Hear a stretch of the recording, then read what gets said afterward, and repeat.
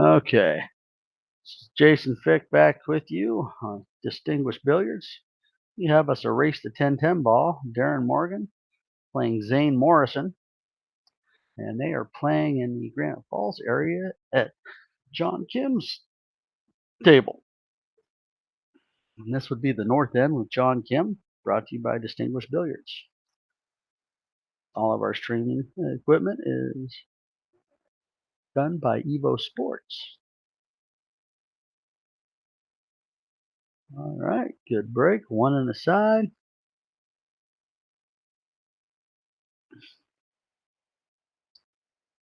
Zane politely pulling the rack off the table. Let's see how Darren Morgan approaches this situation. Looks like Zane's wearing a compression sock or compression thing for his calf over there. Hope your feet and legs are doing okay there, homie.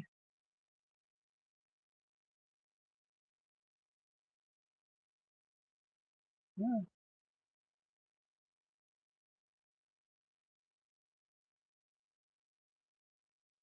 Okay.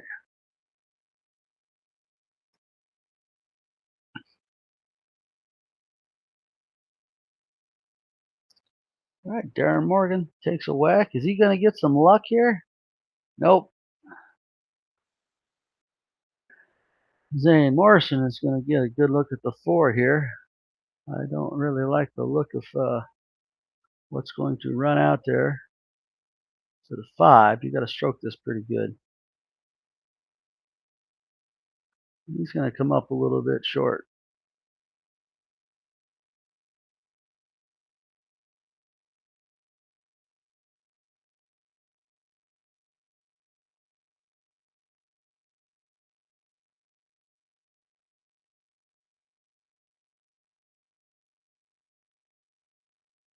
All right, and there's John Kim on screen right there. Grabbing his computer. He's trying to get the link so he can hop in here and commentate with me. Right.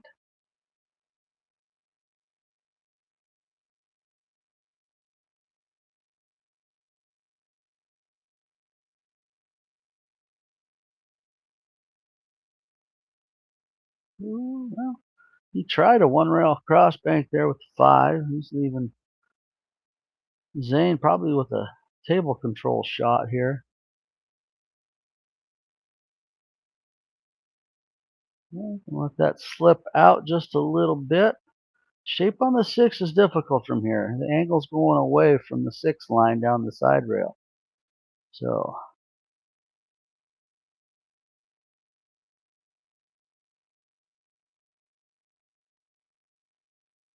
shooting long, drew out. This 5's going to roll right up for Zane here. 9 ball is looks like it's a little bit in the way of getting shaped to the 6. I think you can follow forward here. Miss the 9.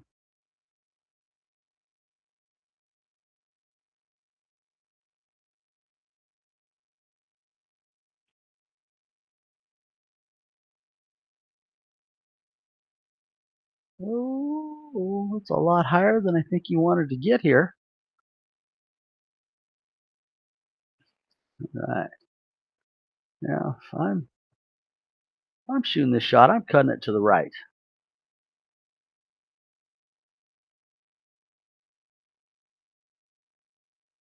I just think it would have been better shaped to the 8.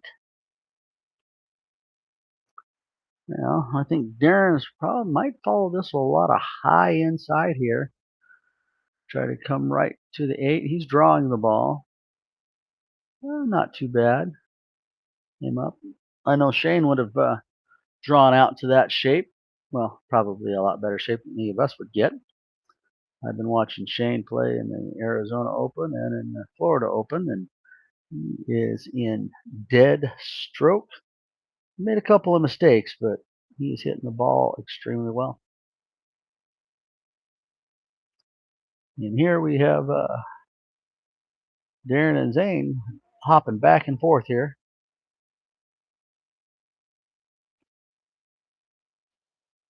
Oh, good containment shot from Zane Morrison right there. Left it long. There is a little bit of a cut on here, and it does lead to natural shape. You just got to control your direction coming in to the top rail where the nine's at.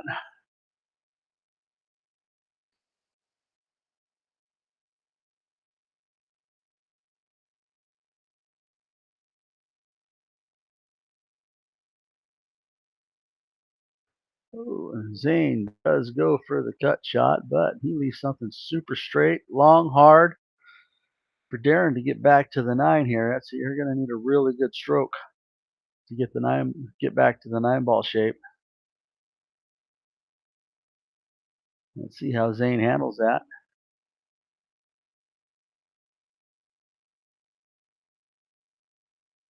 Ooh. All right. Well, bit of a cut here, but there is some natural shape going right to the nine. Oh, if you look at the top of the screen there, it says Dibs Action. I have to laugh at. That's just funny. All right, Zane Morrison has a good look at the eight here. I'm drawing this to the side pocket. I think he's following. Man, yeah. Well, one of these guys will get this sooner or later.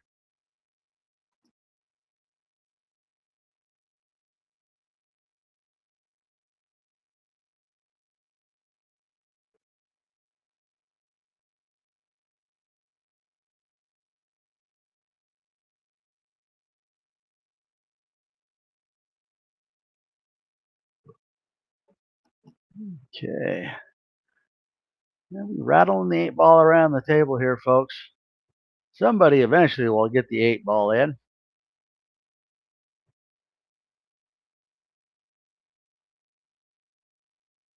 Okay, good hit.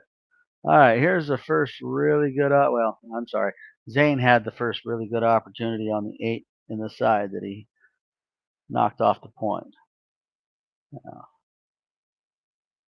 DERON, just ball speed, a little bit of inside English. Pocket speed the eight. Should be able to come off the rail a foot or just crush its soul. And still even an iffy look.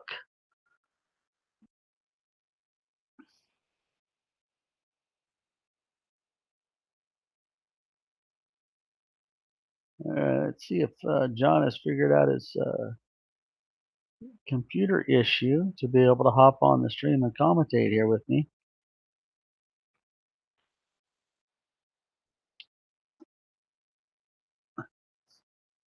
Okay. Oh, no, no, no. Here we go. Now stuff is lined up right in the pockets. Let's see if DERON Morgan can handle this out here.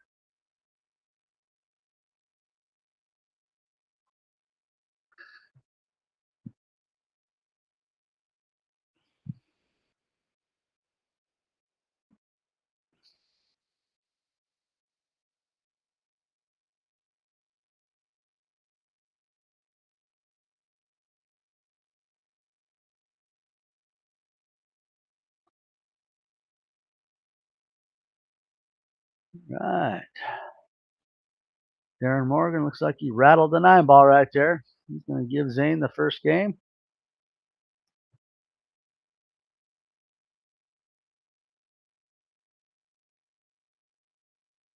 I'm going to have to make my way over to John Kim's place and check his place out.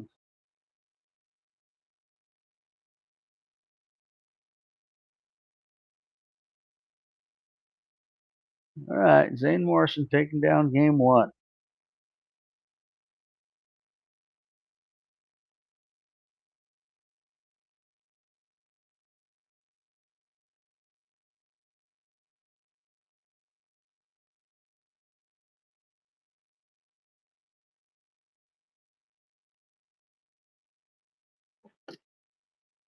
All right, Zane Morrison to break.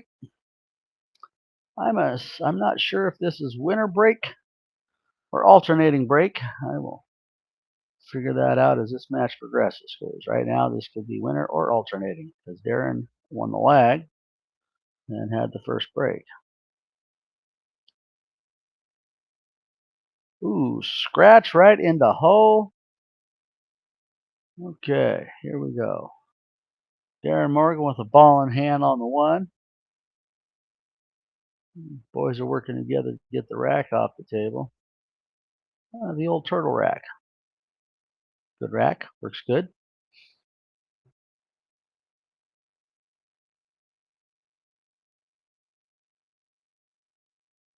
Get that up off of my screen. All right, good shot on one. Left himself straightish on the deuce. What's he gonna do with the 3 and the 9 here?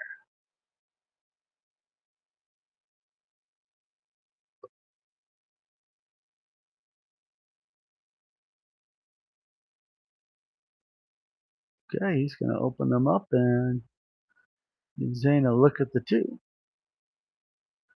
Don't see anything great here.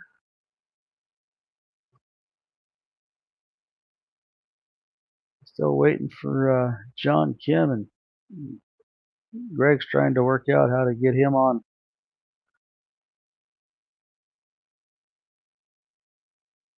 the commentary here. John said he needed a link.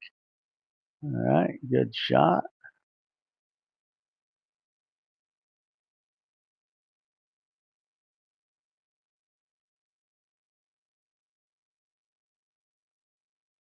ZANE playing safe. Yeah, good shot. Gonna make this a difficult hit. Spin off the left side of the 9 to the top rail and come into the 3. That's decent. Pop up a little bit. Okay.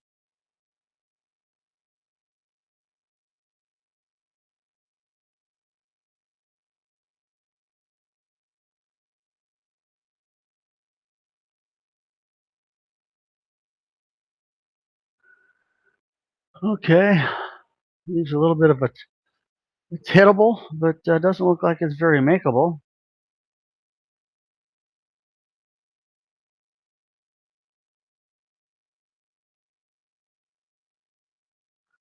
It might be makeable. These cameras always are a little bit deceptive. Nope. Looks like we had a little kissy poo on the 8 ball. I don't know if they saw that, but I thought that 8 ball wiggled just a little bit. Okay, all right. Just check the semifinal start times for the Arizona Open. They don't start till 1 o'clock. So when that time comes around, I'll try to throw some updates if I can. Slow down. Don't want it too straight, ZANE. Now here you're going to use a little bit of low, maybe half tip plus low and a lot of left. And not what I was thinking. I mean, he got shape on the 6 there, but you want to draw up about a little more than diamond past the side pocket on that shot and come up on the left side of the 7 into the 6 line. You know, DERON with a 3/4 table back cut, which is going to maybe triple bank. Nope, that's going to lay right up for ZANE here. This pocket's got some fairly tight tables. I think they say 4 1/4, 4 1/8. They're looking pretty snug. With the diamond conversion, those pocket angles is they're gonna play tough. The diamond table already plays tough enough. All right. And ZANE with a nice little stroke across to the 6. Let's see how he handles this shot. You gonna come up between the 9 or past the 9? Between, and lays it in there pretty.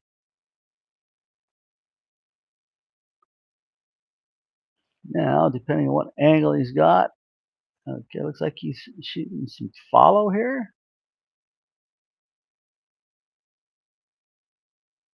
Oh, every time these guys have tried to power, oh, he's going to get some love.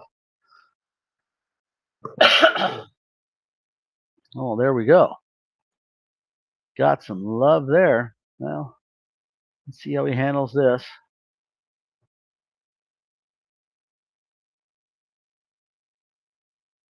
Oh, cuts it right. Oh, wow. I thought he made it.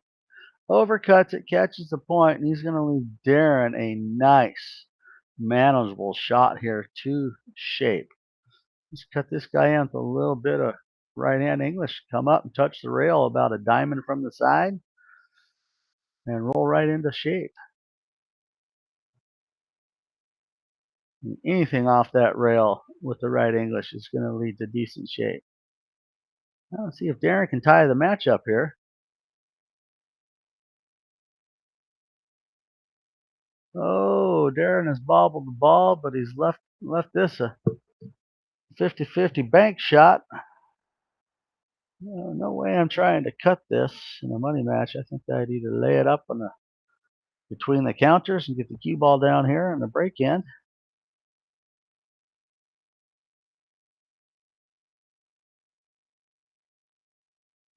Very good table speed.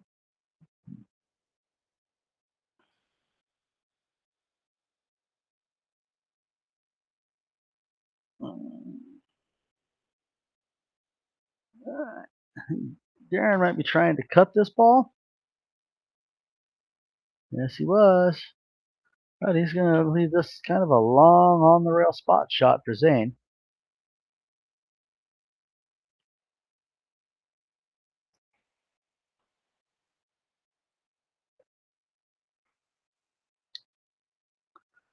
ZANE Morrison sporting a keelwood shaft.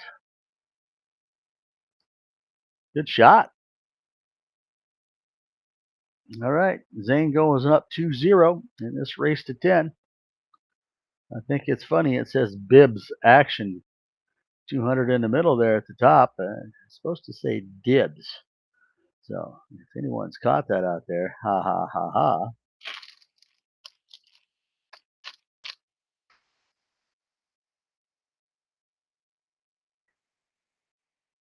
Oh, I hear the door open out there. Mr. Jensen's making noise in the background out there. Oh, John Kim has joined us. You live yet, John? Crackle, crackle. Oh, I cannot hear John Kim in my headset yet. Looks like he's trying to get involved with some of this right now. Okay, ZANE Morris to break rack number 3 in this race to 10 9-ball action. And it looks like they're playing winter break.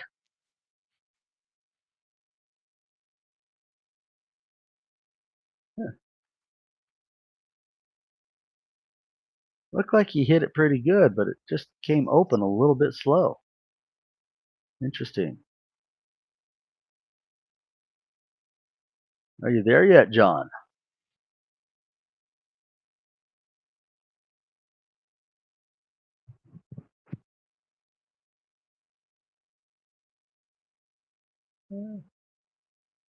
DERON playing a two-way bank, maybe? All right, well, that is a makeable shot here.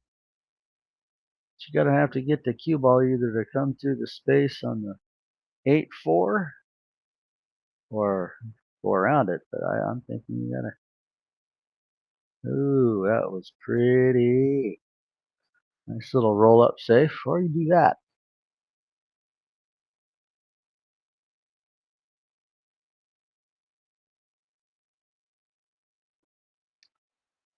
Right.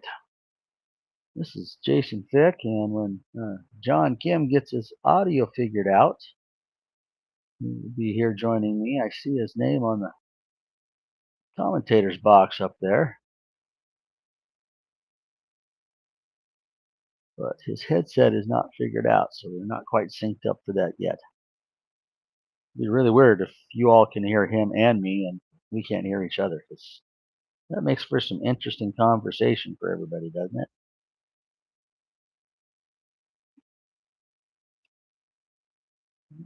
Zane with a decent looking table. Oh,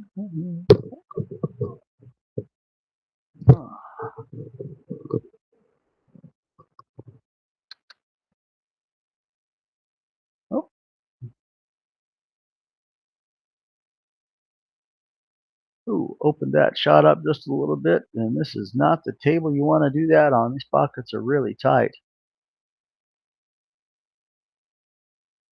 Okay, John Kim is still dealing with some audio issues. So as soon as he's got those figured out, he and I can hopefully entertain everybody who's watching.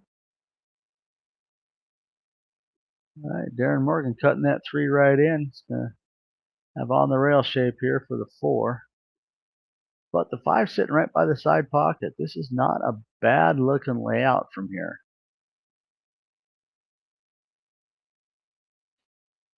Of course, you can do that and make it much harder on yourself.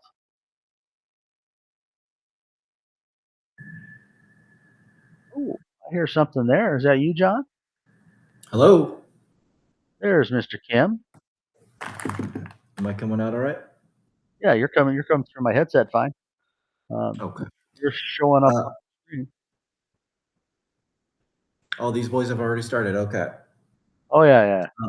I'm trying to figure out some internet issues at the moment. Give me another minute here. Okay. No worries. All right. While John figures out some internet issues, this match will continue on. Oh, Zane may have played a really nice little save. Nope, he leaked out. And we've given a look at the 6.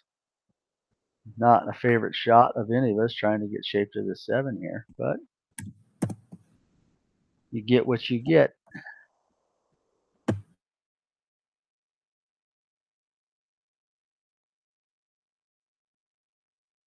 Wow. How tight are your pockets, John?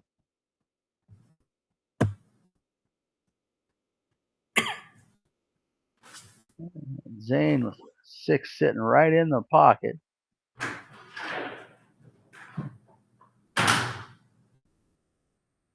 Ooh, a little bit of a video glitchy there on that draw. All right, natural shape here.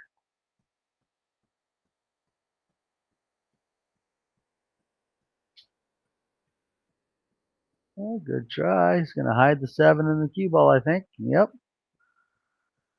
Zane has not been leaving Darren a whole lot here. And then combined with Darren not leaving himself very well. Yeah. That's what the score line shows.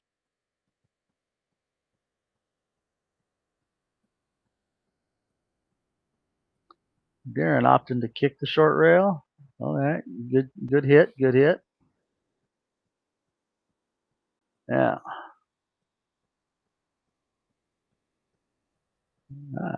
Zane wants the cue ball to carry down to the top rail, side rail toward the 8 and get the 7 right up behind the 9.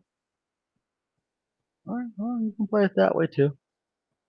A lot of distance, but still leaves a look for Darren.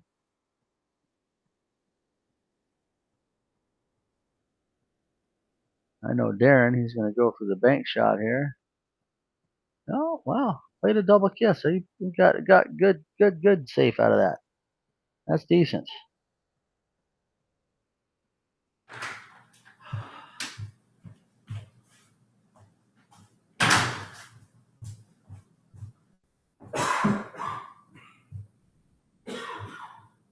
Hear John in the background in there. Oh, what a kick shot. Nice shot, Zane. Long rail kicks straight in the heart of the pocket with a look at the 8 ball. Man, I think this table plays good enough to pocket speak that 8 in and come off the side rail about 2.5 diamonds up, just off. He's going to go for all the gusto. And not very good shape on the 9. DERON does have a here at the 8. He does have some draw shape, possibly to the short side.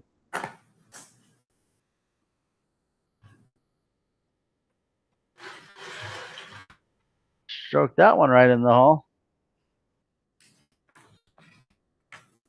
All right, now he's getting the bridge. I'm absolutely shooting this with a bridge. As Tennessee Tarzan, I am not.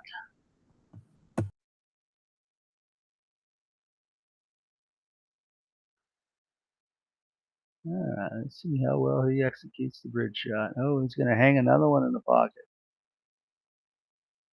Oh, these are adding up. Zane Morrison will take these all day long. Much as he would like to run out or pocket an early 9, we'll all take a free game, right?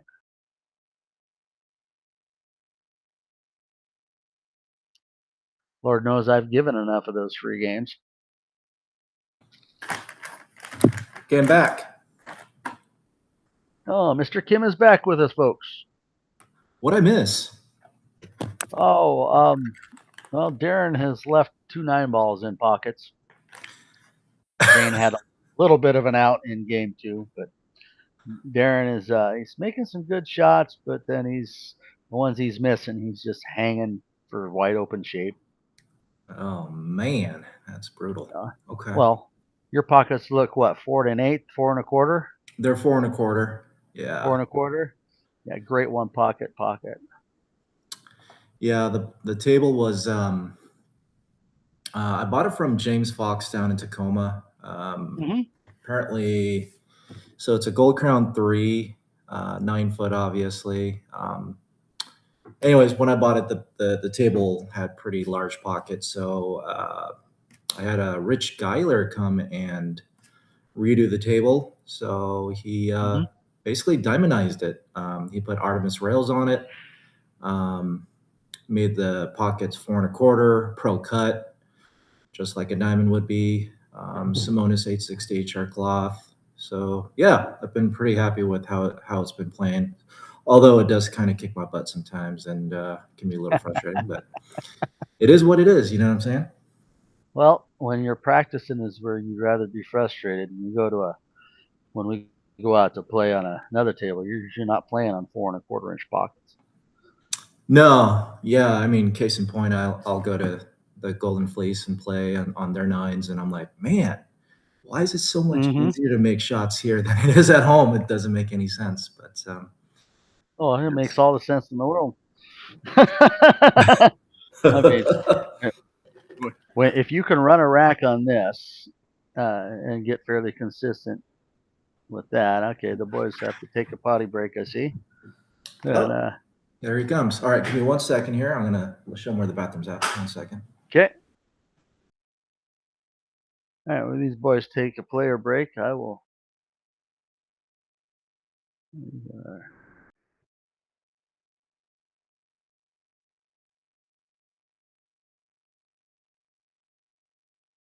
Yeah, John's going to be right back. But anytime you want a tough table to practice on, yeah, you want your table to frustrate you. Mine is not as tight as it could be. I did the work on mine. I tightened my side pockets up a lot, and I added one facing shim. Just mine's a little bit plays a little bit looser than I like, but it's all stroke practice, but it's still more difficult than if I go to play at a bar or 7-foot diamond. The diamonds, they play really clean. Everything seems, the angles in and out are all accurate. Those are always good.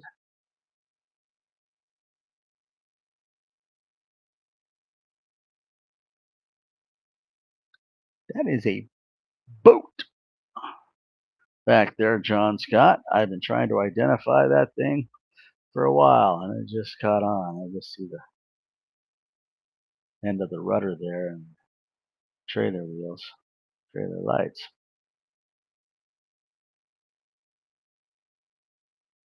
All right. Zane Morrison making his way back to the table.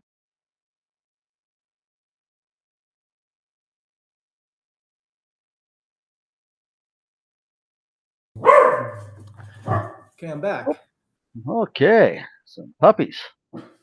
Got some very vicious dogs. So Darren was fearing for his life. Luckily, I was in the house and I was able to calm them down a little bit. So yeah, we're good.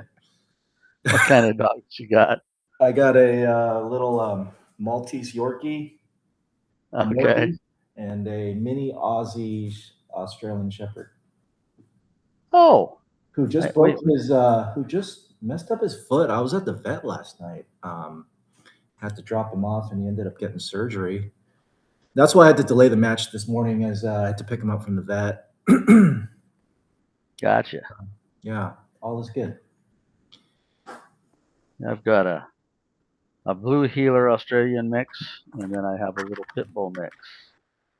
Oh, sweet. A little pit bull mix, little Lana. She was my dad's dog, and had her ever since he's passed away. He actually moved up and lived with us for a couple of years, so she's been a part of the family as is.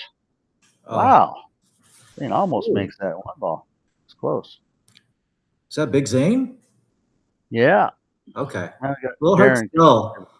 They're both, I think, wearing the same thing. So just about. looks looks like Zane's wearing a compression sock. Okay. On his left leg, and Darren's bald, but they're gray and white, almost the same shoes. Yeah, complexion's about the same. So no, I'm just messing with you. Them darn crackers. Oh well. I didn't go there. I'm just saying. Well, no, you didn't have to. I can. Well, Darren, what do you think you should do here? Just kind of brush off the left side there and try and get underneath the 7? I think so. Freeze the 2 right there and come around. Oh, he wants to put the 2 under the 7, I guess. Okay. I think a lot thinner was get a lot more speed out of the cue ball. Right. Don't have to put as much effort into your controlling the white rock. Darren has definitely played. He likes to play a lot of offense. Zane will play a lot of table control. Oh. I've watched both of these guys play over the years. Zane more than Darren, but Darren always wants to play. But he's an aggressive player. He likes to take that bank shot. He just very rarely plays safe. But Zane has learned in rotation, table control that's it. Yeah. Darren likes the highlight reels, right? Yeah, it seems to be that way. He took a ball in hand shot on a ball, and just to play a kick off the rail to the ball. He says, well, it would just look so good on stream. That's why I took it. Screw it. He was playing down on Easy Street stream. Oh, gotcha. With Sean Lewis, and Vic interviewed him afterwards. Well, why did you take that shot? You had an easy safe to get him on 2. And he did. I mean, it's just a couple of those racks were 3-foul racks that he never even thought about taking. Oh boy. Oh, tough 4-ball, huh? Well, it didn't look tough when he shot it. Yeah, you just don't really want to take any shot for granted on this table. No. If you start looking ahead and not pay attention to the shot at hand, you will miss. It's happened to me many times. Not just this table, just in general, I suppose. But yeah. Well, this table is going to force you to do that more often, because what I'm seeing is every time that they have a little mechanical glitch or take their eye off, lift their head, anything, they're rattling ball. True. every single time. Facts.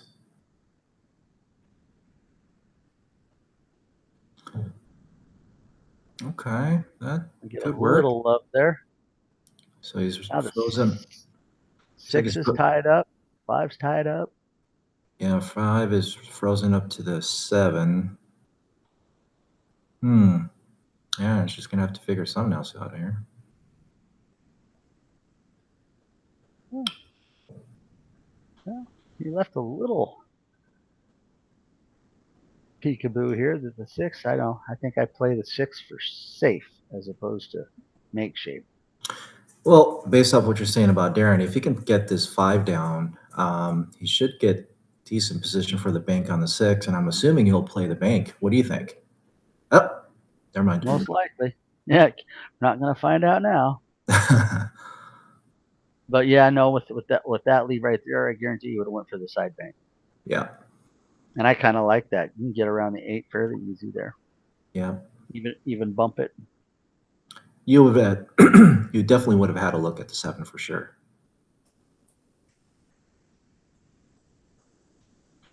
All right, a little safety battle now. See if DERON gets aggressive.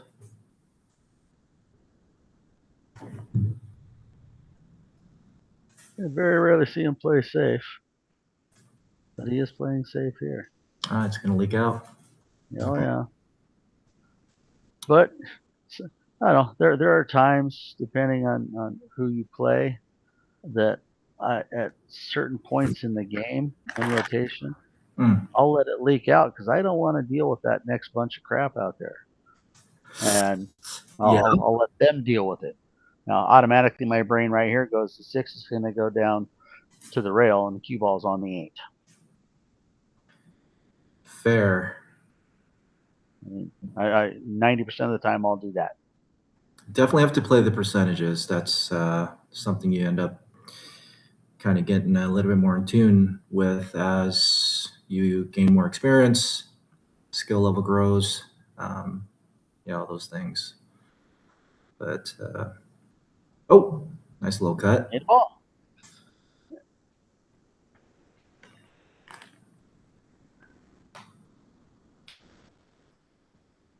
I think he's going for it.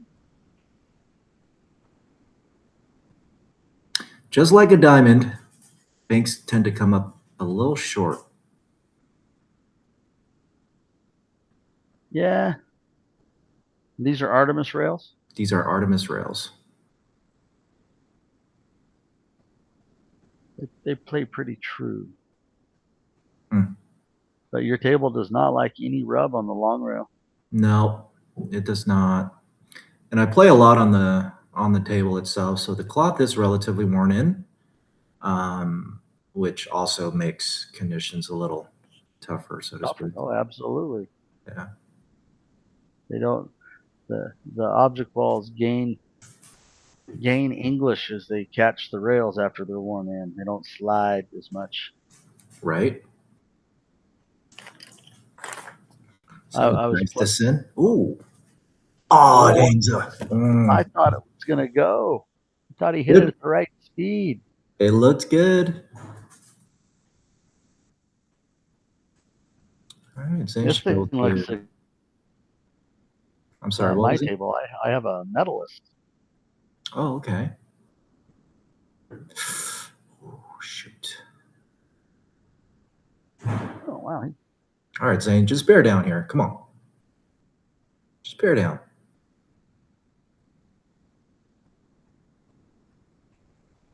Oh, nice. Dude. Zane's made a few of these long cut shots like that already. Let's go, Zane. Yeah. I've known Zane a long time, ever since I got into pool. But I don't think I've ever played Zane, which is very interesting. He's a good guy. We're both in the car business, actually. Okay. And so we kind of have that common ground. But I can see that when the pressure is high, the moment is big. Zane kind of comes through. I like it. He's been his mental part on how he thinks about the game has really improved over the last few years. Yeah. That's good. He'll always pick a point and pick my brain, have me watch some of his matches and tell me what I think with his stroke mechanics or whatever. I think stroke mechanics is one of the biggest things for everybody. If your stroke mechanics, we've got a golden break. Oh, Are they playing no early nines? No, it's count. I think so. Oh my gosh, 5-0. Damn. Okay. Wow, I saw a little bit of that from Van Boning. Got a couple golden breaks in the last couple matches ago. Yeah. Not been much, and I do the WNT TV, and I like to watch those guys play. Shane has been playing great. That's what I hear. Recently I'm just kind of bored with 9-ball, like professional 9-ball. It's just not that interesting to me anymore. I've been consuming a lot of one pocket and bank pool more than anything. Trying to get better at both of those. Trying to get better at banks and then trying to get good at one pocket. You know what I'm saying? Your skill level alone puts you high in those games, but it's the more I play of one pocket, I don't know. It pulls out that chess mind. Mm. I mean, it's just like it's executed thought. I mean, in every part of your shot has to be important. I mean, the rock control is huge. I mean, never sell out the rock. Oh yeah. At least And nothing. At least nothing easy, right? well, exactly. I mean, make it hard. Make the consequences if you rattle a ball. I mean, you know, make sure that they're going to leave you out. I mean, if you're going to take a chance, make sure it's worth the risk factor is worth the benefit factor. Oh yeah, it is definitely risk reward, 100%. Man, we need to get DERON going here. Yeah, hey, he can play. Don't get me wrong. DERON can throw down a game. He just likes to play, and he doesn't mind gambling.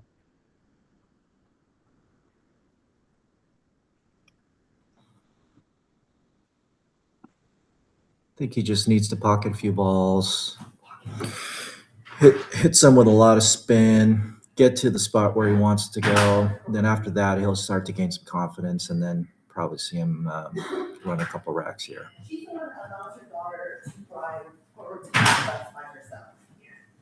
Confidence is a big thing too, especially on tight pockets. Oh, I mean, regardless, it's just pool is such a mental game. I mean, we all see our own performance vary depending on how the match is going, how the game is going. It's very intriguing to observe amongst yourself, let alone anyone else. So it's pretty interesting. That was a good two-way shot. Not too bad. Yeah, you would have shape on 3, although little distance, but manageable. Natural. Yep. 4 is kind of hanging. I think it's all about the 2-ball here. Zane's going to roll up on the 9-8 line. Didn't quite get there, but he did leave some funkiness, though. Mm-hmm. DERON should be looking to play safe here, but I don't think that's a natural bank. Yeah. Ooh. Okay. Yeah, that works. No, but he come out pretty good. I would have played the same two-way. Yep. And tried to play shape for 3 in the side with the 2 sitting in the pocket. Does Zane jump? You know, I have seen him jump, but not too much. All right. I hope they know they can jump on my table. It's all good. I think Zane's got a jump stick over there amongst his stuff. All right. Yeah, he does. He has a jump stick. Oh. Took a whack at it. Oh, he's gonna get some love. He needs a roll, man. Does. Something like that can kind of get you going. Like, okay, you're falling behind. You kind of take a whack at a ball, and the 9 falls in. You're like, oh, well, I'll take it. You know.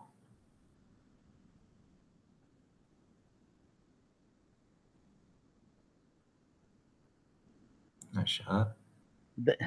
Zane has taken his time on his stroke routine a lot more than DERON has. I'll put it that way.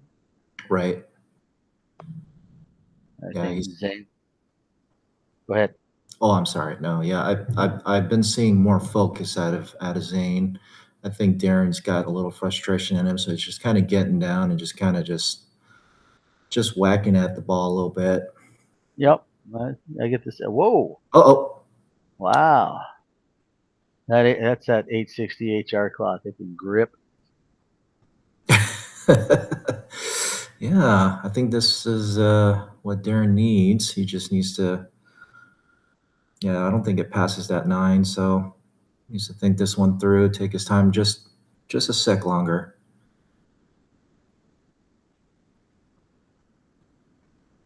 Stay down, DERON. Make this a match, buddy. It's the It's nipple. gonna leak out. The titty got him. Oh no. Wait, is that allowed? Can I say that? All right. It's not gonna bother me. I mean, I had this. I guess not a debate, but all of a sudden here a couple of years ago, it come up in the pool community that you weren't supposed to use the word tit anymore for the points on the pocket because it was, sexually discriminatory or whatever. And it's like, What? okay, Towards which okay, sex? Towards which sex? Everyone's got tits, right? Oh, yeah, I'm sorry. exactly. Some more than others. That's I'm biology, trying to right? be a little clean on that, so I made it a point for a little while to start using points as reference. Oh, gotcha. That's the PC term. I gotcha. Okay. Yeah, nice shot, Darren. Perfect. Natural to get on the I 9. like that, and I like this. That was smooth. I like it. All right, I think he's starting to bear down a little bit more now. I can see it in his stroke. Yeah, he stayed down longer there. Yep. Like that was the big issue. He was just coming up way too fast.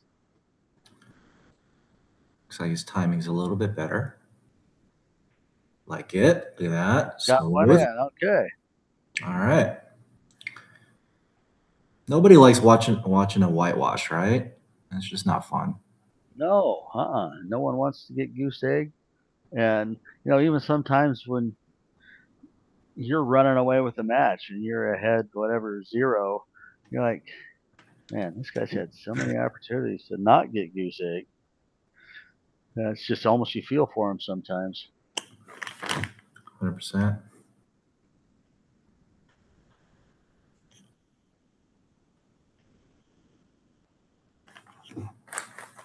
All right, Mr. Morgan, let's see how you handle this break. Are they going winter break or alternate break? Do you know? Winter break. Okay.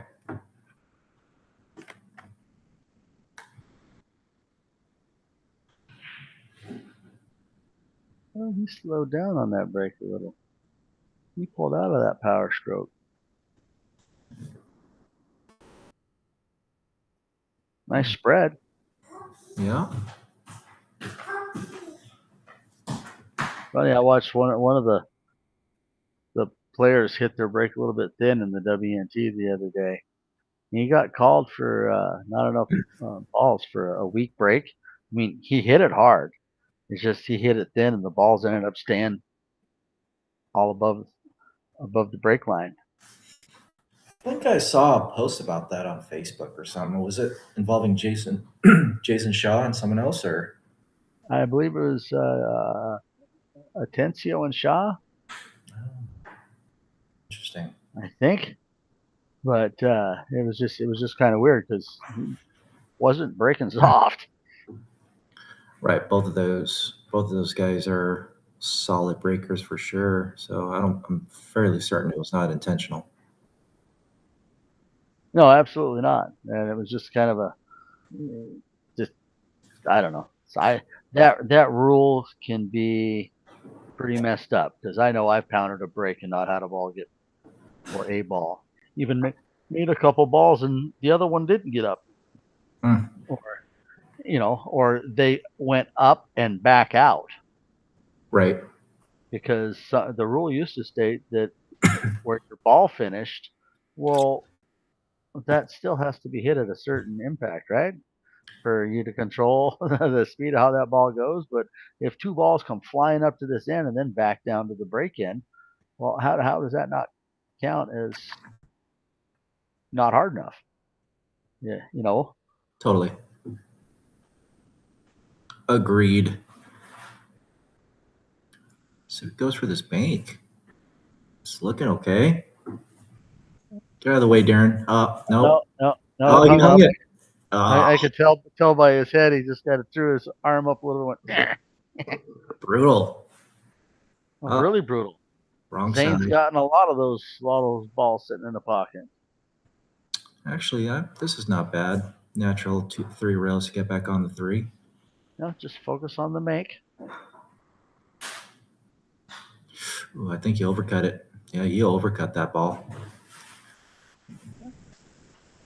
He's okay. I mean, a little distance. Well, he bumped the 4 out into the. I was looking at that 5, and I was like, you know what? Even if he mishits this, he could probably carry him off that 5. Yeah, if he undercuts it, he might be sitting good. But I think he might have slightly hooked himself on the 4. Can't tell. I think he can see it. I think he's swerving this a little bit. Yeah. Yeah, so the one thing about the angle of the cameras is there's usually more room than we think there is. Yeah. I mean, I've even taken the drawing tool and lined up the edge of the cue ball to the edge of a ball and everything else, and go, nope, doesn't have any room. Then they shoot it straight in. I just there's a little bit of a visual that we just can't quite get. Yeah. There is definitely some deception there as far as camera angles go. Yeah, I'm looking forward to adding more cameras to the stream. Greg was talking about doing like a top-down view once the light gets installed. I think that'd be kind of sweet. I don't know if there's any other EvoSports stream right now that's offering a top-down view, so that'll be nice and unique. Yes, but good English getting off of that. I did not expect that to happen. That's kind of cool. It was, because the angle was screaming, "I'm going to hit the 8 or come up the other side of it." Yeah, he hit it really thin, but gave it such extreme left spin that it really grabbed that rail and came back out good. Almost too good. He failed to. I would have wanted to been at least half table or closer to the 7, no matter what my angle was. Wow. Yeah, this table would be fun one pocket. Considering the shot he had to take there, that's he hit it pretty damn well. Oh, he did. His shape on the 8 is just beautiful. I mean, from where he was to lay that right in the middle of the table above the 8. Oh, Darren is going to get frustrated. He needs to stop hanging balls, my friend. Come on, Darren. No, Darren doesn't ever seem to get too angry with himself.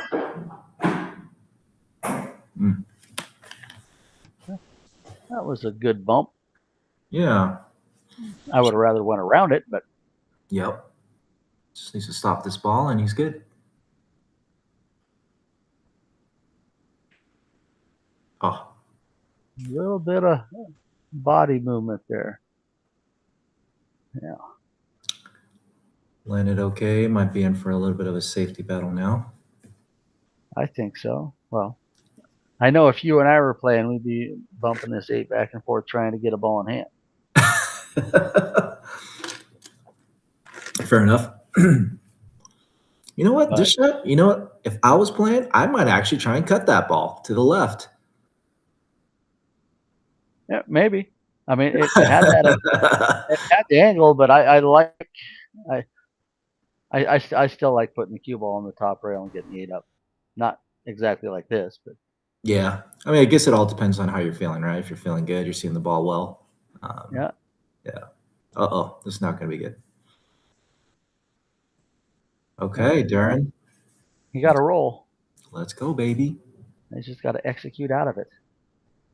You thinking hit the bottom rail, come back on the right side there? Yep, that's what he did. For Darren, yeah, I might have used a little inside draw and played the upper right. Oh, interesting. For shape. I mean, it was straight enough where you could cheat that a little bit.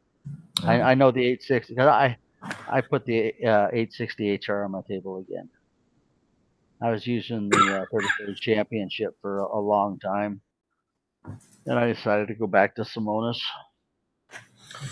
I think Randy up at 128th had a championship cloth when he had Gold Crown threes up there, and that championship cloth surprised me. It played very well. It was very quick. So I hadn't really had much experience behind the cloth itself, but I was like pleasantly happy with it. I wouldn't mind trying it out. I'm thinking the next time around I change out the felt, I'm considering putting on gray cloth.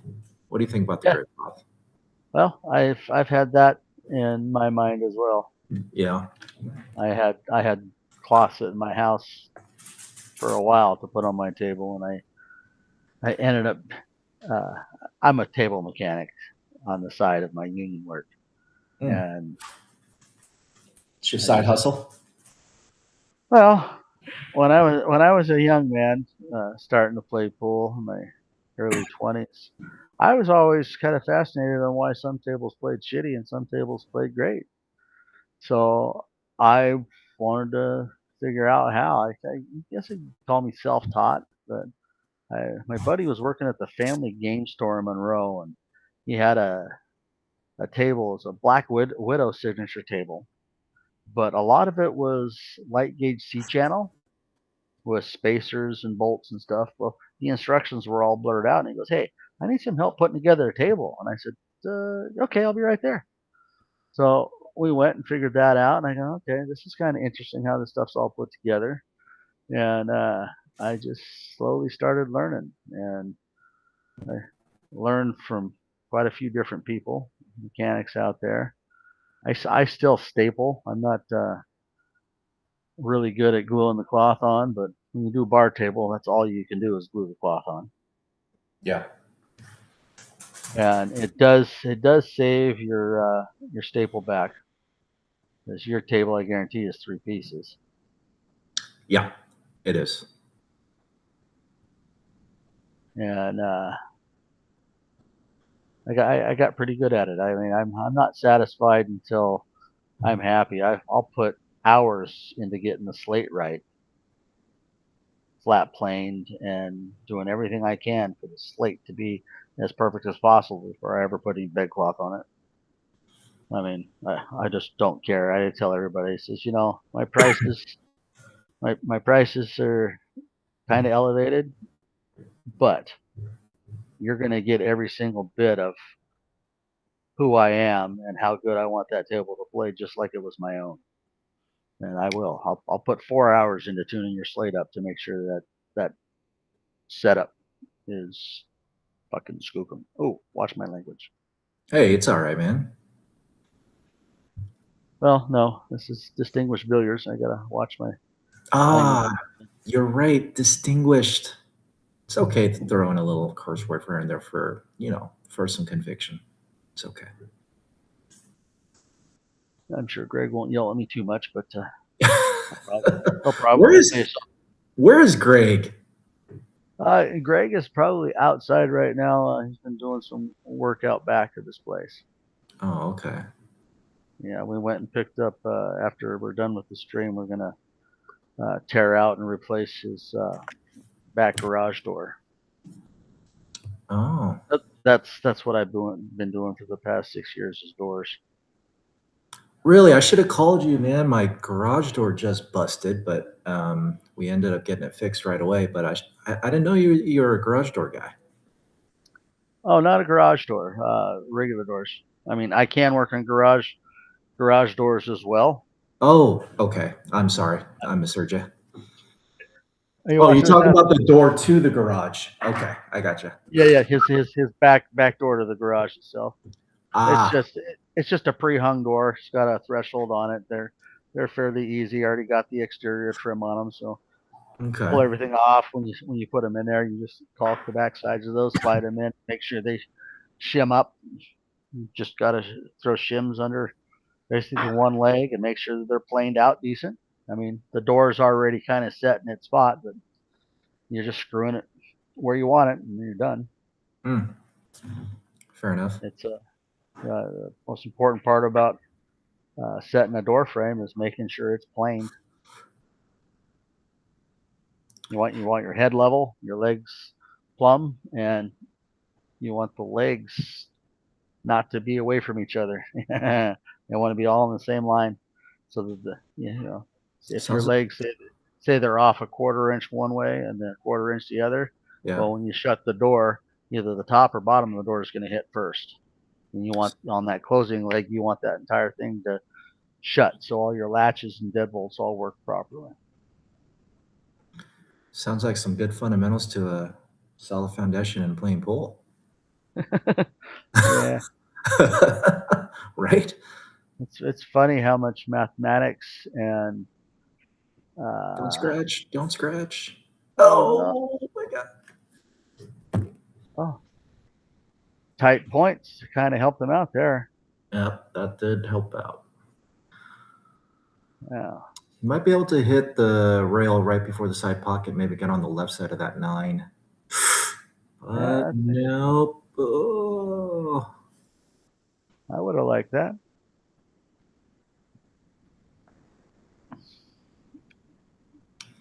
All right, Zane. Now I have to be tortured. I got to listen to Greg hit balls in the background.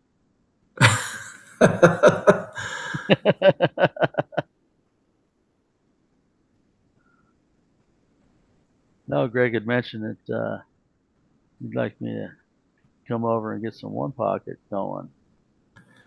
I take any and all comers when it comes to one pocket, for sure. And you should. I mean, there's a few guys around here. Jake Dosh has been like one of my. Whenever I'm thinking I'm getting better and better, I try to hit and hook up with Jake. He's been down to Randy's invitational tournament, finished 4th. Oh, really? I didn't realize Jake was a one pocket player. You know, it's interesting you say that though, because I've seen him shoot. I've never really, I hadn't really known Jake, but he came to the players tournament one day. That's where I first met him, and I was watching him play. He's a very solid shooter, but one thing that kind of really stood out to me was he played excellent lockup safeties. So it makes a lot of sense that you say that he's a one pocket player, because his safety game was what really kind of stood out to me. I was like, man, that was really clever. And, oh yeah, no, I really when Jake is playing good, when we're both playing good, man, we get some good action going. It's just enthralling. I'll sit there and we might talk a little bit, but we're just so into the game. It's all about that action, boss. Yeah, I don't know if I'm transitioning into more of a one pocket player, but it's the thing that captures my attention. It's that one game. Banks as well. I mean, it's another game that captures your full focus. And Yes. it's not, and me not.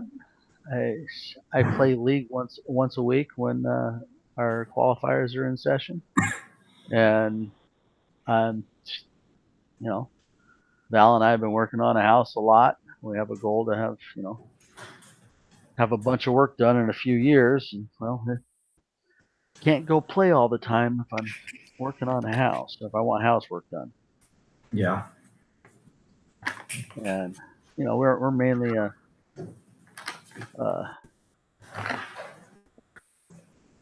one sole income. Val gets a little bit. She's on disability, but as we get older, the focus on what we do changes. Yeah. Anytime you're up to playing some one pocket, just let me know. Come on by. We can play for free. We can play super cheap. Whatever you want to do, I'm game. The one thing I can't do with one pocket is practice by myself. Maybe certain shots, but as far as like trying to play the ghost or whatever, like a imaginary player where I'll just go back and forth playing myself.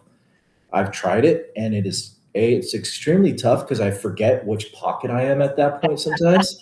Yeah, I do that. And I just can't do it, man. So, and um, and like I told you before, I'm really trying to get proficient at the game. I think it's a beautiful game.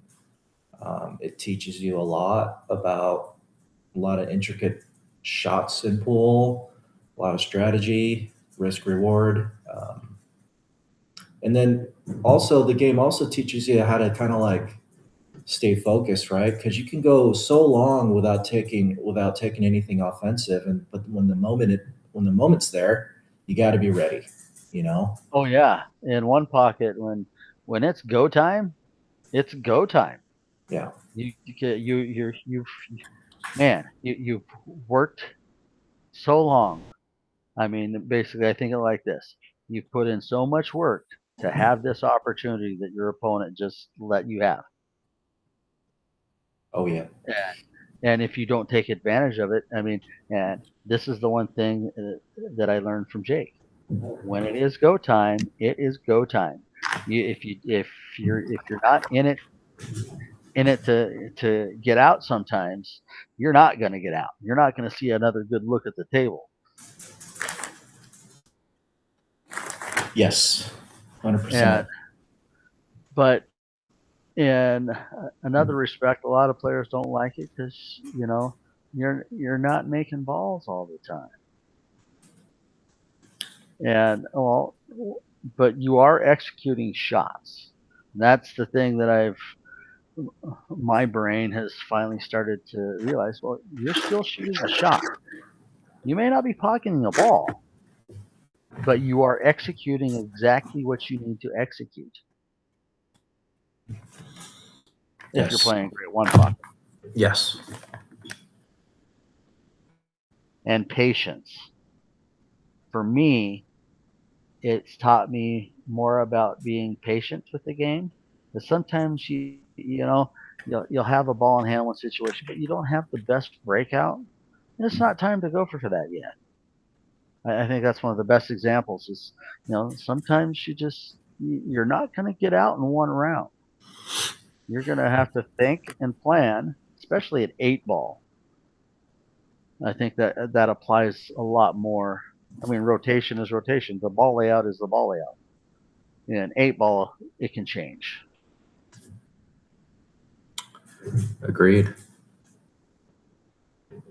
Yeah, 9-ball is probably my least favorite game to play of all the games.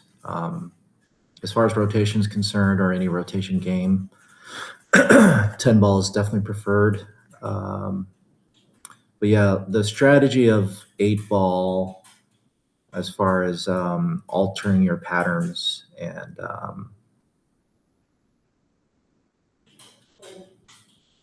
then also one pocket, same deal. There's just so much more strategy involved because it's not always a run out, right? So you kind of have to pick and choose your spots, when to get aggressive, when to be more defensive minded for sure. But yeah, when it's go time, baby. You know, sometimes you just have to let your talent, whatever talent you have, take over, right? Like if it's there, don't be afraid to Exactly. don't be afraid to take it.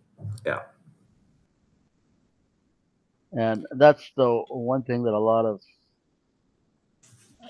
let's say, young upstart players that are, they're playing 8-ball and 9-ball, and that's about all that they are playing.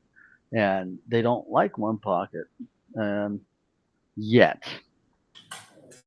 I think most players will transition into liking one pocket. The older they get, the less, I guess, aggressively that they approach the game. But in the past, I didn't like one pocket a whole lot when I was a younger player. I wanted to run balls. I wanted to run racks. And you play too much one pocket, and sometimes you get out of that run out mindset, or it eliminates your ability to do it. I don't think that's correct. Well, I'll tell you what, though, man. Hey, I'm going to say this. One pocket can and still be a offensive game too. So I'll tell you what, going 8 and out in a game of one pocket, I think that's such a crazy good feeling over, say, running a table and 9-ball. Would you agree with that? Yes, 110%. Yeah. That was a good little safety. I like Let's that. see if Zane going to kick the side rail. I might have tried to jump that one. I know you would have. It all depends, right? For me, I feel like I can jump the ball decently well, but there's definitely shots where yes, I can definitely jump it, but it's not necessarily the right shot, right? Like the kick Correct. is the better shot here, just because of the two-way factor. Because the jump is never guaranteed, just like even a bank shot's not guaranteed. So, let alone a kick. So yeah, it's all about knowing the percentages. Like, okay, if I were to miss this ball with a jump versus a kick, what's going to be the result, right? Like, am I going to land? Do I have a better likelihood of landing safe? So these are the factors that I try and integrate, and I've come to become a better, have a better feel for as I gain more experience and as my skill level, I guess, improves as slowly as it does, but yes, Slowly, exactly. slowly. It's sometimes it's agonizingly slow when you're, especially if your stroke mechanics aren't super solid. That's not going to hit a rail. No. It was going to be really good, but if you had gotten a rail, it probably would have hung, so the kick would have been relatively easy. But man, he was playing safe. But that's what I'm saying. If he had landed safe successfully, that 2 would have hit that rail and hung over the pocket, is what I'm saying. So the kick would have been easy for DERON. But the 2, that's good speed, like that. Perfect. Now I have to try and kill this off the rail and come back to the same and try and pocket that ball on the same side, unless he wants to play that 4-9 combo. Oh. Man, he has done that so many times. That's funny. DERON has a tight pocketed gold crown as well. That's what I heard. I heard he's got a 9-foot table at home as well. Yes, he does. Okay. Nice little space downstairs. Can Zane see this ball full? I think so. I think you can see all of it. Good rub. Good rub. I like a good rub. Pool. That's what I meant. Pool. Yeah. Does he have enough angle to pitch past 8-6 here? Looks like he's only has a third of a pocket. Right? Oh, he squeezed it in. Oh, and he held up. He goes out enough to draw back. went off the 7. He's go 2 rails out for the 6. A little late. Bounce. Natural to get on the 7 here.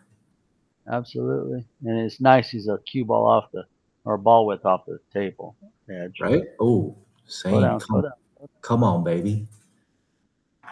Big man coming with it. I think he goes around the 9 here. I don't know. It doesn't. Maybe not. Might be just coming above the 9 here. No, he went around. Sometimes I just can't. Sometimes the English is not. You don't see it until they stroke it. Yeah, I was going to recommend they use. So I've got 2 cue balls. I've got the red circle, which is the one they're using now, and I have the measles ball. I was kind of hoping they would use the measles ball because it's cool to see the spin of the ball on the stream. I myself, I like the measles ball because I know as soon as I hit it, if I hit it right. Yeah, the measles ball is my preferred cue ball as well on a 9-foot table for sure. It's a heavier ball, and it could be all in my mind, but I just feel like it plays better on a bigger table, personally. Never thought about size of the table with the cue ball. Zane, slow down. That's what I do. So when I'm at home practicing, I'll run a rack with the red circle, with the red circle, and then I'll run a rack with the measles ball, and I'll just go back and forth, just so I can get acclimated to both cue balls because they definitely have different characteristics about them.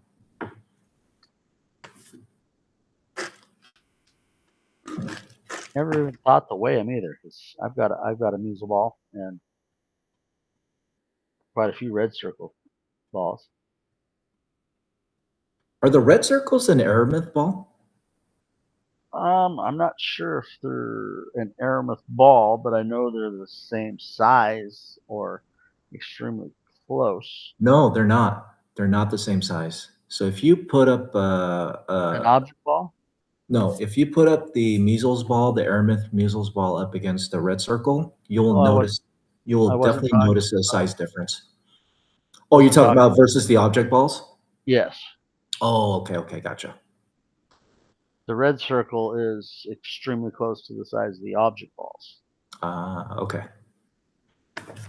And I grew up playing with the big rock on all the bar tables. And you learn how to move that big rock, and your aim is just slightly different because that bigger ball is hitting above center of your object balls. Because its center point, contact point is just slightly higher. For me, I just feel like the extra weight of the measles ball when you're trying to get to the spot you're trying to get to, the roll of it tends to be a little bit more true. Kind of like how the slate of a diamond table rolls very, very true. That's the only complaint I would have about the Gold Crown 3, at least my table, is I just feel like the slate plays a little differently than when I play on a diamond. That's what I really enjoy about it. The diamond table has 21 leveling points under it. Yeah. DERON played safe. Do you think the thickness of a slate and possibly the quality of the slate has any impact on how the table plays? Yeah. Okay. Yeah, I absolutely do. I mean, the thinner slates have more ability to warp. The thicker slates, I mean, it's one of the flattest stone compounds we've got. That's why we use them for pool tables. I mean, they just come out so flat. But And I've seen some old thick stuff that can be pretty beat up. But for the most part, with the technology we have cutting slates, I like a good 1-inch slate. You get a lot of the 3/4 and 7/8, and I think the thicker slate actually jumps better too. That makes a lot of sense. Yeah. I've heard like certain slates come out of different countries, like there's a Brazilian slate or whatever. Yeah. What's been your experience behind those? Most of what I've seen, older tables, I'll see the Italian slate. But I never really even thought about where the slate was made. I mean, so many of these places, um,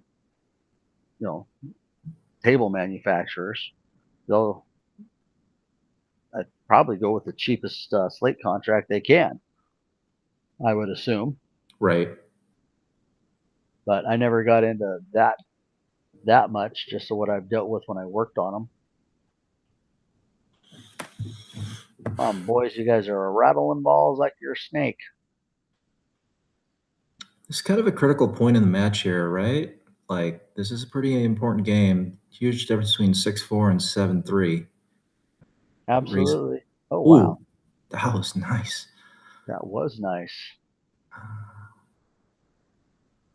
Okay, a little tough on the 6, but if he can put this down, he should be out because the 7's hanging. Oh, hanging wide.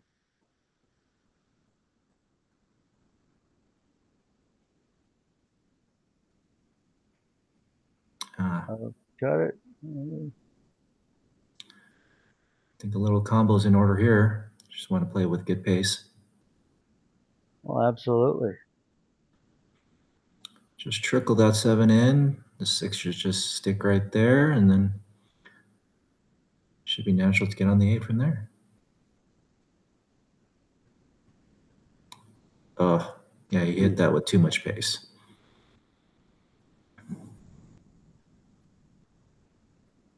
Might be able to back cut bank this if he's not good with the safety opportunity here.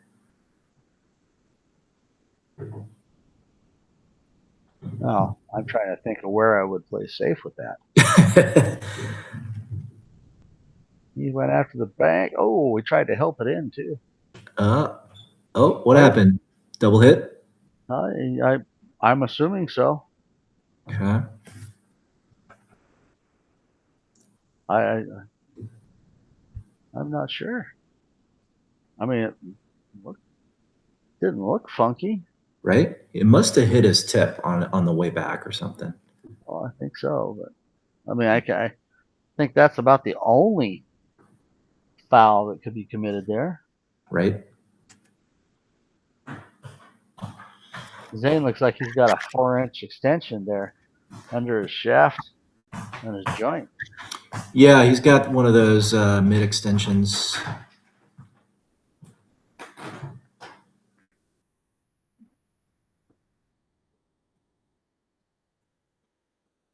What the hell is going on? He touched the cue ball with his tip. Wow, he is letting DERON back in this game. Wow.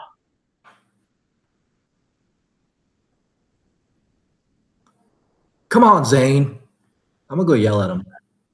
Jesus Christ. Yeah, well, as watching a match, we would like to see some hill action, some nice close stuff. Yeah, no, I get it. It's just sweat for the money, but I'm just like, still. man, yeah, but oh my goodness, oh, it's brutal.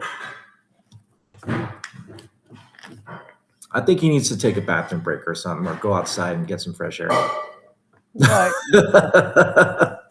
You know that Zane has a little bit of a limp going, looks like. Yeah, he said he got like surgery or something, or some sort of work done on his left leg there. Yeah, I wonder if Zane has diabetes or pre-diabetes.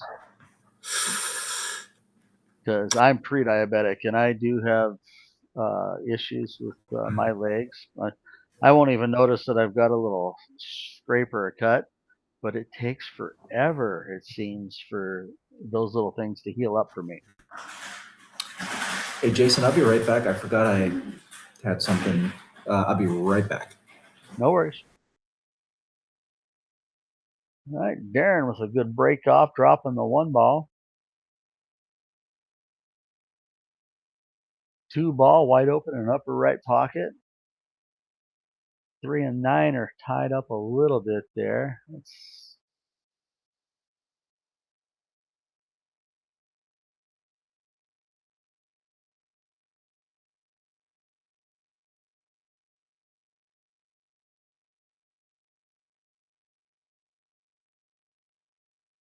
Okay, drew under it, come above it. I got way above it. Man, got a lot more out of that than you expected, huh? All right, now see this 3. I think I'm trying to bank this 3 up to where the 8-4 is. Yep, something similar to that, but that leaked out.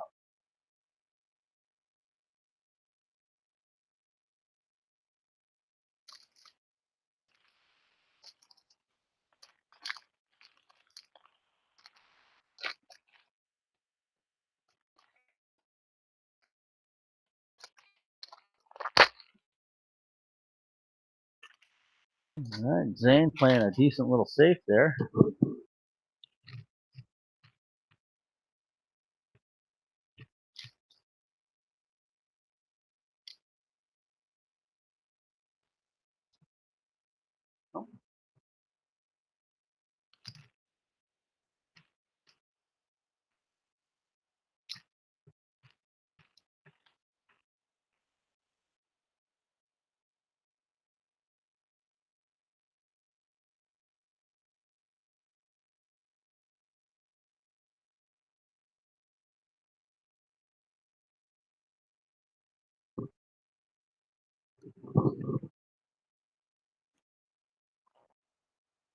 Decent safety right there. ZANE is trying to put DERON on 2 fouls here.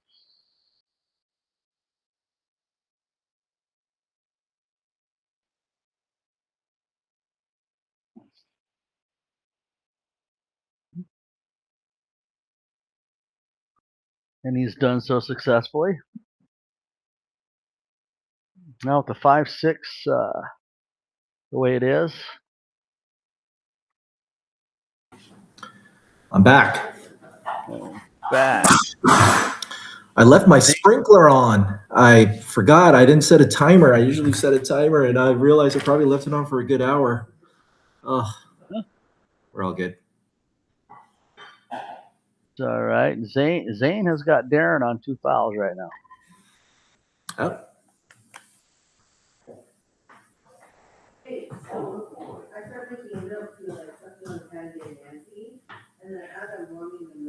Uh-oh. Yeah, I think I would have took the ball and had on a 3. I don't know if you saw where the 3 was when you first came back in. But I would have played that 3 to try to come down into here. See my drawing tool?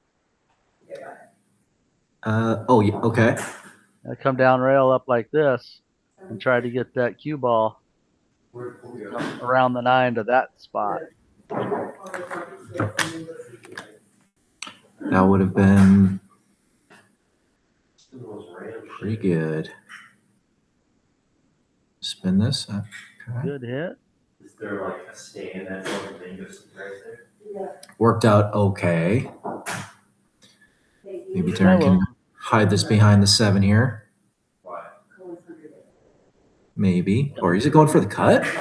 He's going for the cut. Oh, no, he went for the bank. He's going to nestle up right by the side pocket. Okay. This is in a good enough spot here where you might be able to break this out. Right? Oh, almost. Oh, no. Oh, okay, 8 ball stayed out of the way. All right. You can see it. You should be able to see the right edge of this. Yep. Oh, absolutely. 5 behind the 6, cue ball behind the 9. Uh-oh. No, I think he hit it. Oh, he doesn't think he did. Yeah, I didn't move. There was one earlier I could have swore I saw an 8 wiggle when he was on a 4, and they didn't catch it either. I mean, it's so slight, but sometimes I don't trust the video, because sometimes there'll be a little bit of glitch and stuff will kind of hesitate in its motion. Yeah. Okay. Hacking, but I'll find it for like a little later. But there are times when I know I saw something wiggle and they just didn't see it or pay attention to it. Yeah, right now I'm scheduled to work on Thursday, so. Man, I would not be going this route, I don't think. Oh my goodness. Wow. He's smiling too. Wow. Okay, we got to get that on the highlight reel, okay? Yeah, I wish I would. That was, yeah, that was funny. I like that. That was. No, I'm gonna laugh if it happens again. Oh Make my. him replay the game. Okay. Okay. He got it. Okay, that's better. Left an edge, but he got it. Yeah, I would agree with that. I was gonna say, could that count as just a replay of the rack because they each consecutively fouled 3 times in their turns? Oh, is that a roll? No, it's just been funny. Darren came up pretty good there. I think so. Yeah, it's tough to say, but okay, he's kicking at it. Okay, yeah, you got him.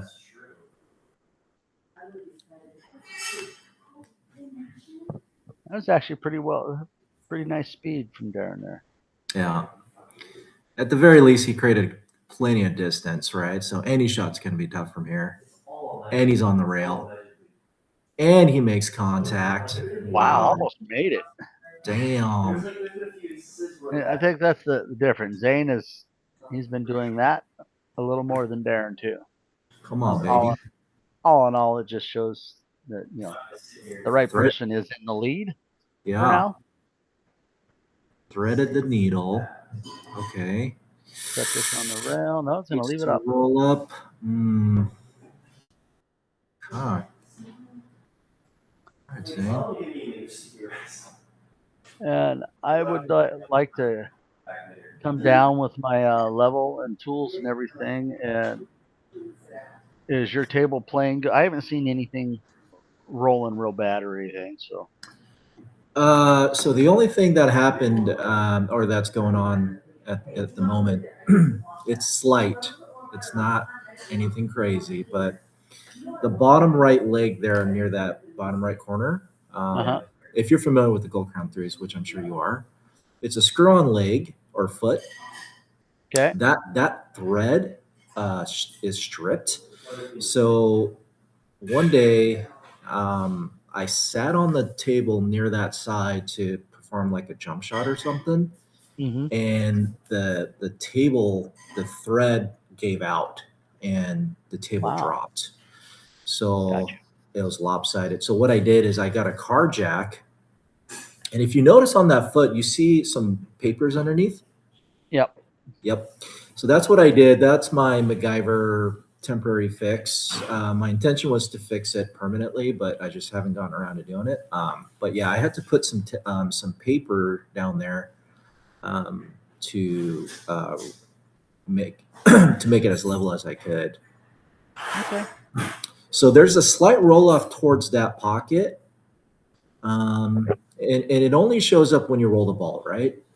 But it is there. So that does bother me. That does need to get fixed and addressed. But outside of that, the table does play excellent. Okay. Well, let's see, the Gold Crown 3, does it have the solid leg ends? Both the legs are one piece and they just have the screw and feet on each side? Yeah, so basically that's that foot you screw it, and that I think that also is something that you can use to level the table. Well, absolutely, that's what they're designed for. Right. Yeah. So, yeah, that thread on that particular foot is completely gone. Okay. Yeah. So if it's just the thread on the foot and your upper thread, because your upper thread should be either like a coupler nut for all thread, right? At Okay. the right thread diameter that's inset inside your leg, and then your screw post. Oh, come on, he made one. Nice shot. Go, good shot. If that is still got decent threads and it's just the post that's threaded, that can be replaced. Okay. Well, Darren. Oh my God! What happened?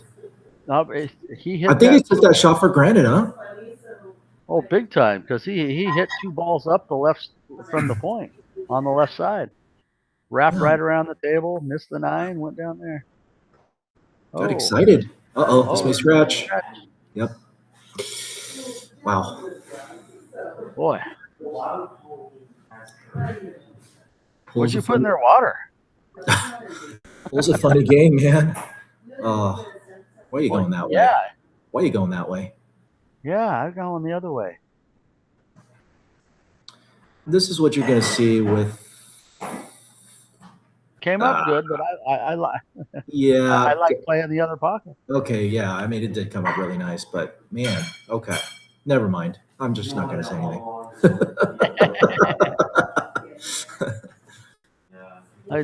It's funny when you sit back here, you never miss or do anything wrong.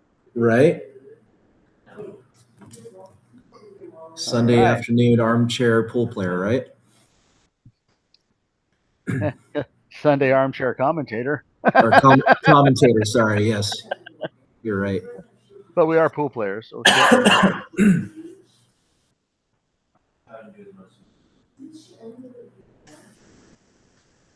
yeah, I should. I was thinking about challenging one of these guys. Whoever wins. Nah, I'm just messing.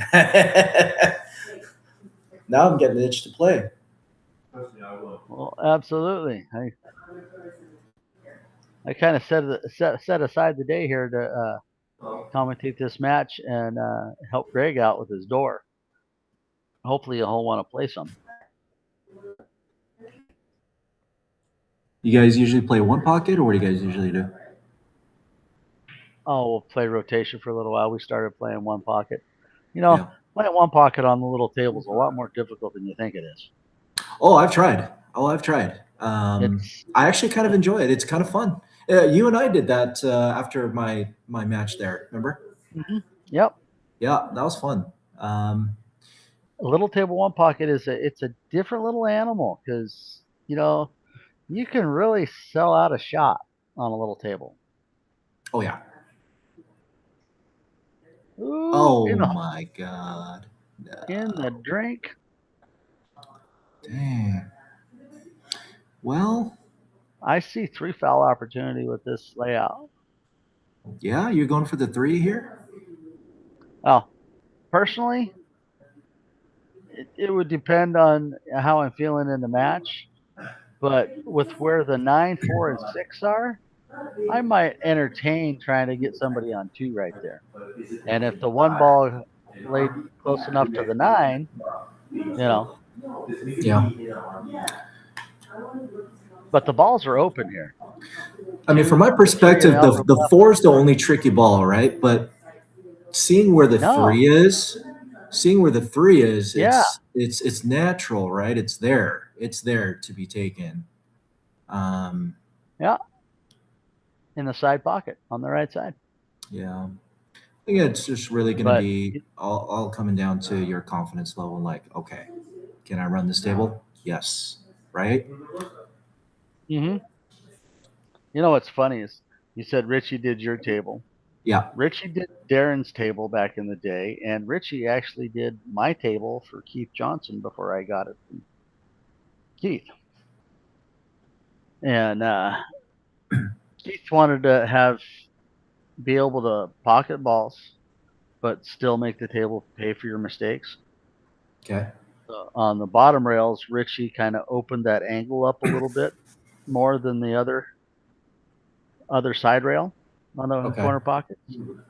And I added a facing on that bottom rail. I thought it would help, but with the new Simonis, it kind of sucked balls in better. I was like, no, that's not what I wanted. And my side pockets were massively wide. I mean, generally your side pockets are going to be a ½ inch to 3/4 inch bigger than your corner pockets. Sure. And yours actually look pretty decent. My side pockets, I will say, are decently generous. But yes, the corner pockets are punishing for sure. But I closed mine up, and I didn't have enough pocket facing for the thickness that I needed. So when you say facing, what does that mean? Oh, well, you've got your rubber rail, and then after that, you have a pocket facing that covers from the wood part of your rail across your rubber part of your rail. Oh, okay, gotcha. And that gets cut in on the profile of the rail cut and the angles and everything when it's done. It actually gets sanded into perfect once you've got it hand cut in there. But once that's done, and I needed about 7/16 on each side of what I wanted to close my side pockets up with. It was super wide. It was like 5 3/4. And I added 3/8 inch thick. What I ended up finding was something with the density as close as I could on a regular pocket facing was a chunk of mud flap that was 3/8 of an inch thick. And I cut all those out to the dimensions I wanted. And then, but when you close up your side pockets, you know how a lot of your big tables, your point to your cut is really wide? Right. Well, when you close those up, you can't just close them up the same. That angle has to change a little. So I shaved on a belt sander back. So at the back of the pocket, my buildup was only a 16th inch thick, but at the front, I was 3/8 of an inch wide. So I put those in and then added a regular facing over that. Interesting. Yeah, it's a little bit. The material isn't quite like rubber, so whenever I do a rail job and people want tight pockets, right? You're gonna stretch cut your rail almost a little less than an 1/8 inch less than you want your pocket dimension on each side of your pocket. But the underside of that rail, if you had wider pockets, well, that wood only sticks out so far. So you've got to build up underneath the rail rubber on that wood so that rail rubber has something to hit. And it's quite a process. If I want to do anything more to my pockets, because I would love to tighten the corners up a bit, but I have to put new rubber on. And I'd go through and fix everything because I like to have as much of that rail rubber as possible close to the point to be able to use your banks properly. Because you and I both know that, especially when you're playing one pocket, the tighter pocket, you can do a lot of 2 and 3 rail banks around your pocket corners if they're tight and you have full rubber. But if you have too much pocket facing built up, you get a deader hit. Right. You don't get the rebound that your rail rubber would give you. Exactly. Oh, these boys are going to be chasing this 8-ball a little bit. Oh, I think Dara's got a good look here. It's dressing up nice. Could have a tie match here. You playing this with a little top inside, or are you just trying to stop it? I don't see if there's an angle there or not. Okay, you try stopping it. Well, I would have played kind of a stop shot. Yeah, but it's a pull out stroke on a stop shot. Yeah, you get the cue ball, stop and roll forward about a ball. You talking about like a drag shot, a bit of a drag shot. Okay.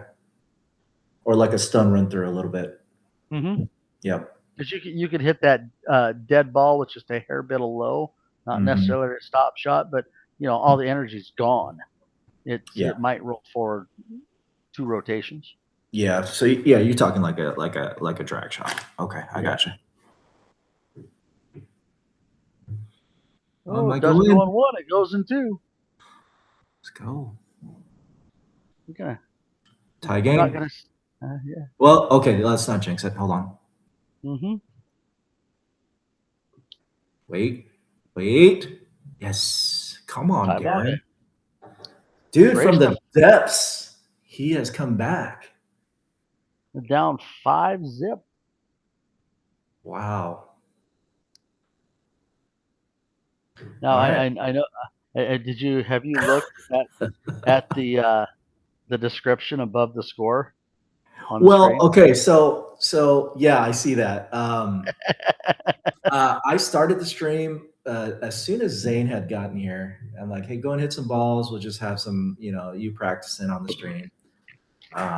And he stopped it and restarted, and looks like he had misspelled that a little bit here. Okay, Zane's in here using the restroom, so give me 1 sec. I'll be right back.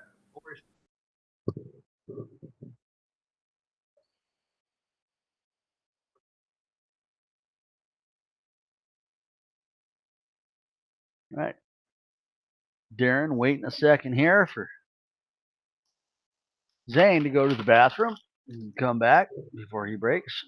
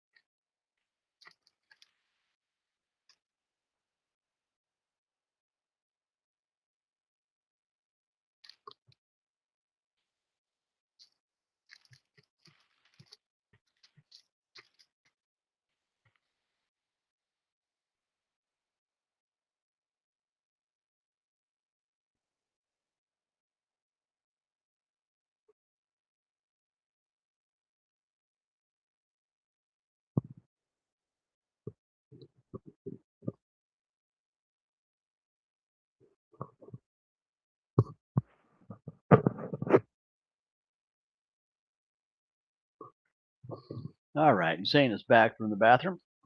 Darren Morgan to break rack 13.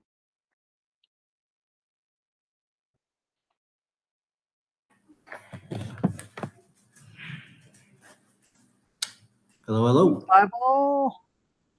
5 ball down. 4 ball is going to almost try to get in the way.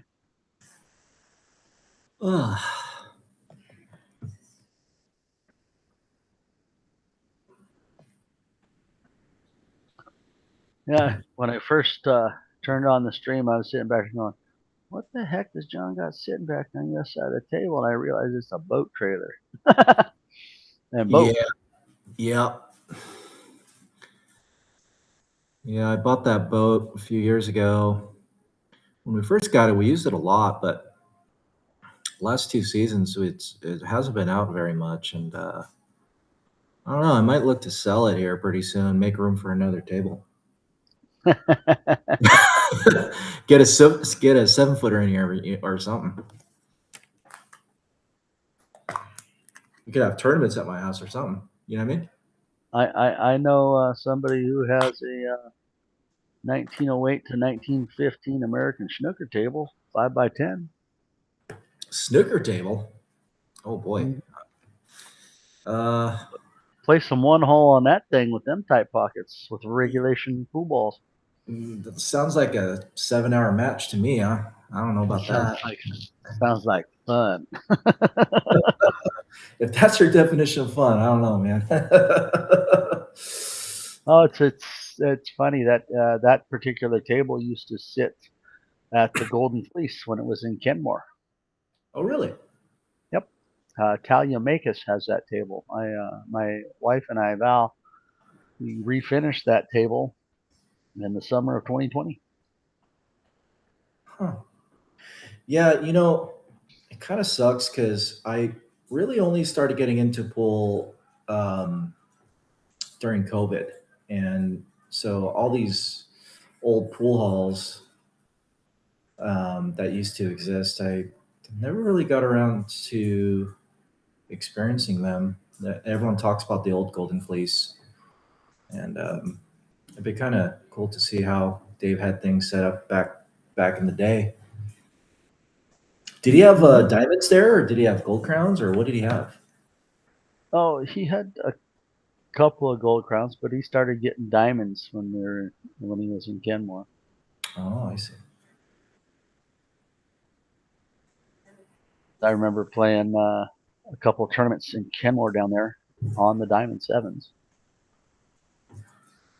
Actually, had a Was really good tournament down there once. was it near the bowling alley, Kenmore Lanes, or? Yeah, it was across the parking lot on the Oh, downhill side. okay. Spent a lot of time at Kenmore Lanes, goofing off.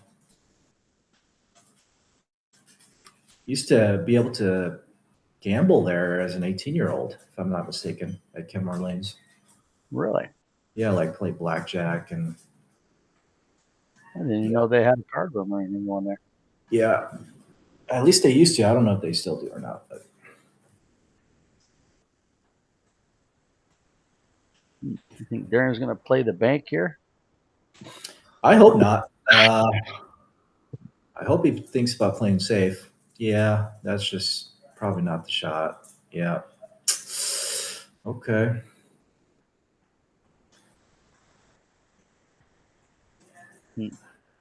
I look at this table and automatically I'm going, juicy. Yeah, this looks pretty straightforward here, right? Yeah. Just needs a good angle on the 7. You don't want to get straight. Oh, okay. No, that's not bad. That's not bad. Okay. He's got enough room on the 8 on the short side there. Yeah. I still would have wanted to play it the other way, but Yeah. this Yeah. this works too. Right. Got a little flat on the 8. Hey, if you can touch the top rail at all with this, it's just follow. Yeah. We'll see what happens here. Mm. He tried to create the angle. I think it was a lot straighter than it was as straight as you thought he was. Right. Oh, this is just all center ball, dead ball, just put the ball in the hole. Even though this is straight in, this is always like kind of like intimidating shot for me. Yeah. I don't know what it is, man, but anything straight and with some distance, just my knees get weak and I'm just like, oh shoot, I hope I put this down. It's like a 50-50 shot for me, it seems like. Oh God, no. Well, that's just getting worse. Yeah. Man. Looks like he's about a quarter inch off the rail. Do you try to play the spin shot off the rail here? It's not on the rail, so playing the spin's gonna be a little tougher. It feels frozen up, definitely. How do you even play safe with this shot? Okay. That's about as good as you Well, can do.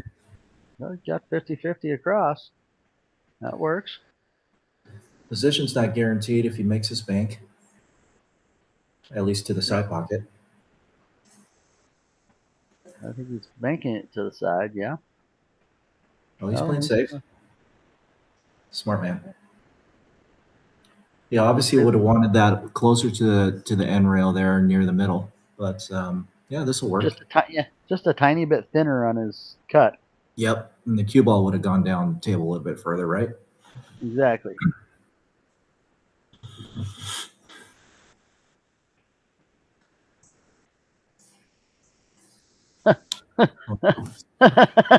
Boy.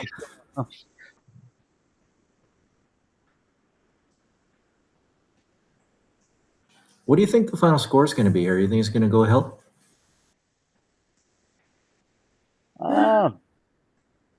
Possibly. As much back and forth that these guys are going with, it just might go hill. Yeah.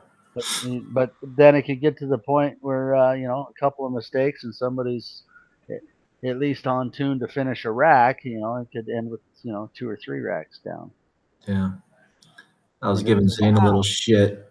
I was giving him shit when he walked inside here. I'm like, dude, what's going on, man? Yeah. You can't let DERON back in this match. He just kind of shrugged his shoulders. He's like, oh.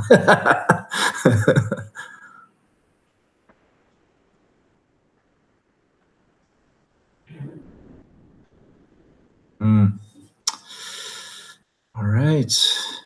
Little tester. Definitely a tester.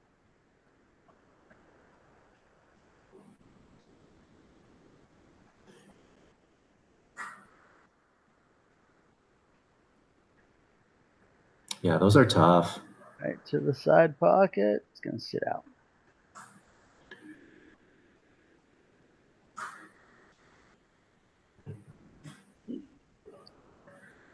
Yeah, the overcut on those shots, or even the undercut, is just so easy.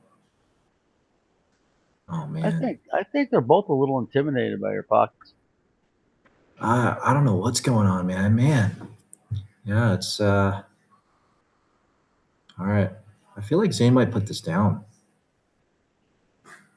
Oh, almost. Okay. Back and forth.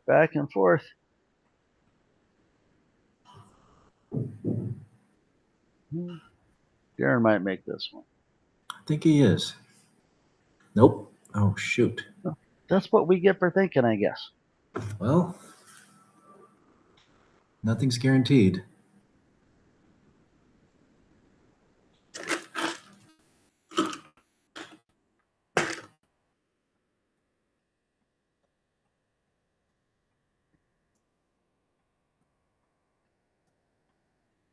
Oh, man.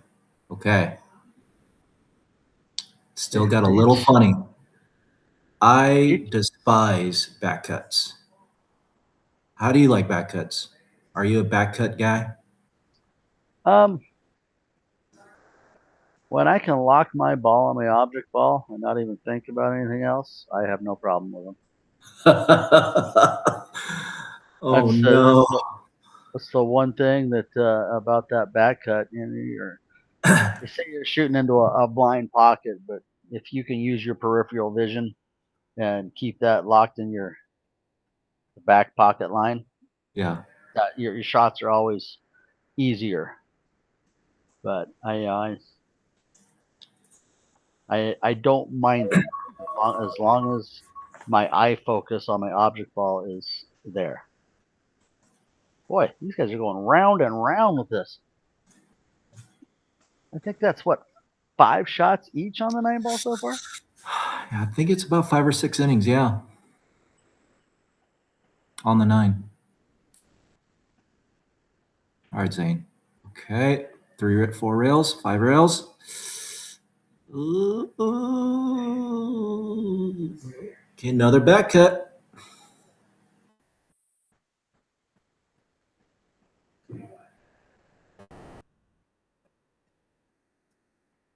I think with the back cuts, you just gotta trust yourself. There it goes. Oh, finally. Oh, that's hilarious. Relief. Hey, I'll be right back. I gotta shut off my sprinkler. 1 sec. No worries.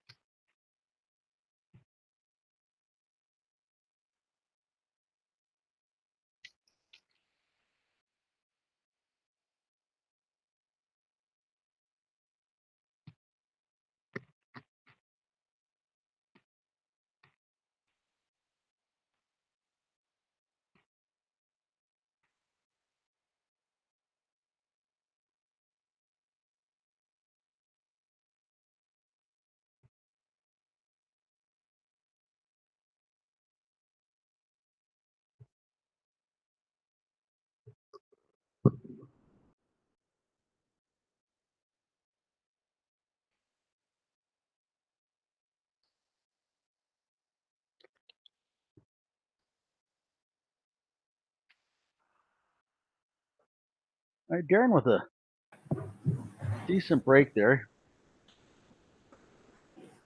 Leaving a look at the one. Oh, I think he was trying to play safe with that ball. Got a containing safe here, but easy to re-safe. Oh, yeah, I see cue ball behind the 9 here a little bit. Uh-oh. With that 4 hanging. Well, And then a little two-way, I would go for that 9. Maybe you'll pocket the 4. See what happens here. Carom or combo?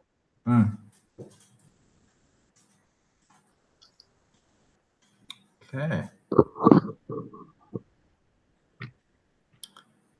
Should be able to get on this 2 to combo into the 4.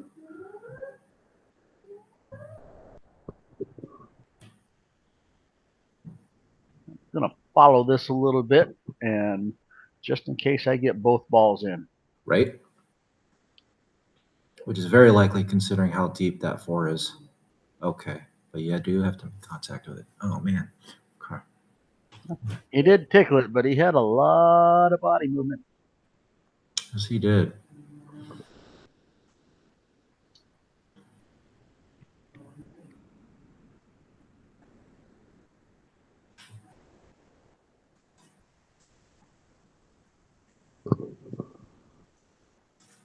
Darren just throwing the cue ball, getting some distance here.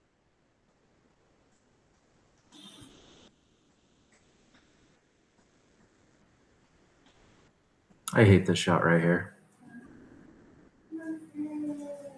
Depending on what you're doing with it. I don't know what it is. Seems like 8 out of 10 times I am selling out so bad on that shot. Trying to get safe. Uh-oh. Oh. Well, this will be interesting, getting shape.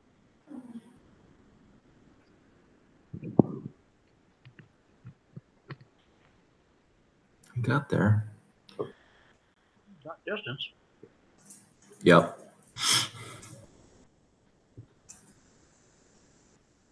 You got good distance.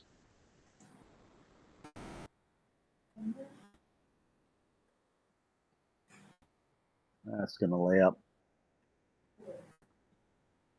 He is straight, though. I think he has enough to get to the side rail with the cue ball.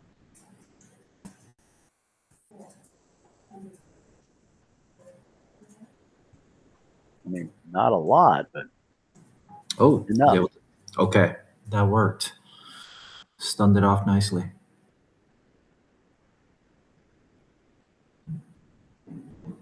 I like that.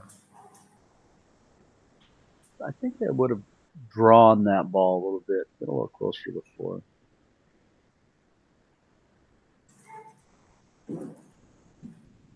Okay, he chose for the straight draw out. I didn't mind that at all. Well, actually came out pretty good. I would have wanted to hit the rail a little bit and come out so that I was shooting from middle. Oh, he drained it. Look at that. And followed it. I hear what you're saying. The only thing I saw was that the 4 was pretty deep on the right side of that pocket. Exactly. So if you tried to connect it, you might have hit that point, and it might have come out funny. You know what I mean? Mm-hmm. Yeah.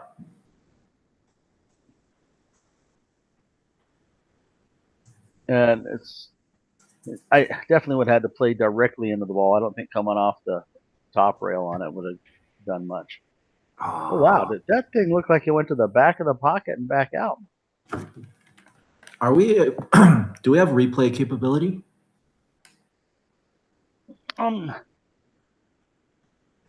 We are supposed to have replay capability. I'm kind of curious what happened there as well. Just going to do this little replay on this. That was a great little shot. And then stop replay. And then wait till he shoots this before I hit the replay start. I haven't figured out how to. Okay, he got out. Stop replay. No replay available. I think Darren's figured out that hitting shots aggressively, with a lot of pace is not the way to play this table. So you're seeing that he's really honing in his timing and his cadence here. And his stroke on that 9 ball was very smooth, very good pocket speed. So I think he's definitely settled down quite a bit and learning from some of his past missed shots here. I believe so. Darren at the end, toward the end of his matches, seems to play a lot better.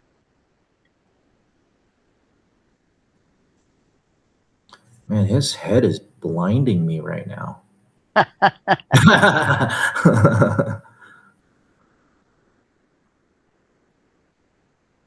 Shiny. It's shiny.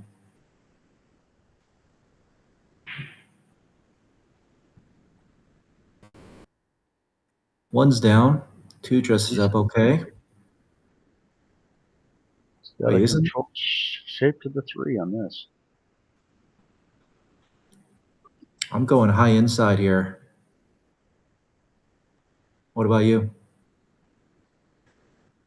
Yeah. Yep. I want to get around that 8 line. Yep. Even if you were to bump into the 7, I think it would still clear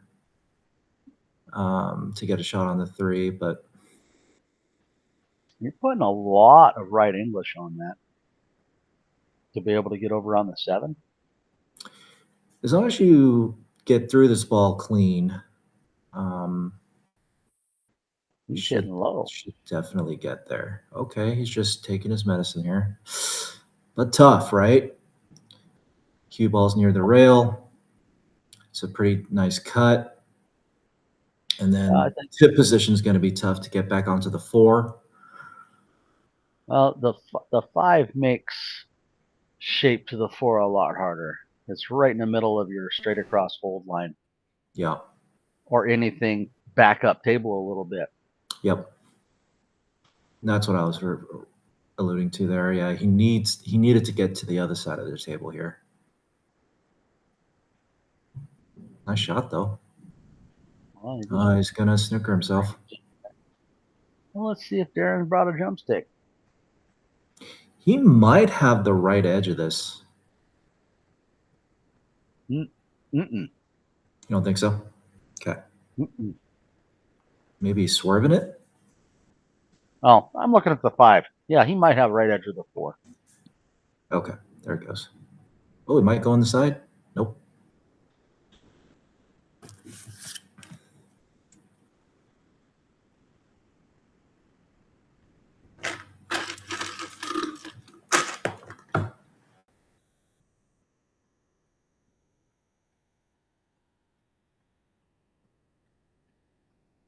Just make the ball. I like it. That was good stroke speed. Yep. Nice and smooth. He's going to play the 6.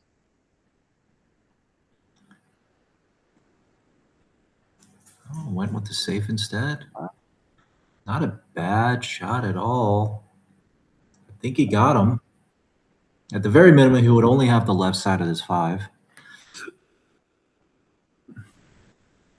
Yeah, he definitely doesn't have enough to bank this.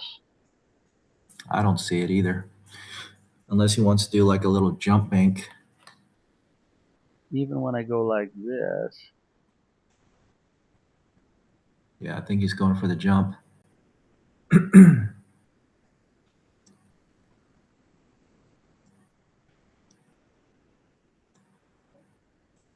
Well, good thing is if you make this ball and cue ball stays on the table, you're on the 6, no matter what, I think. Oh, this is true. Is that cue ball going to get on the other side of the 9? Yeah, nope. That's makeable. It is makeable. And the 6 is close to the pocket. Well, the 6 is close to the pocket, right? So as long as you don't get hooked, You should be able to make this ball, the 6 ball, anywhere as long as you're not hooked. A little bit of inside English, get past the side pocket. Ooh.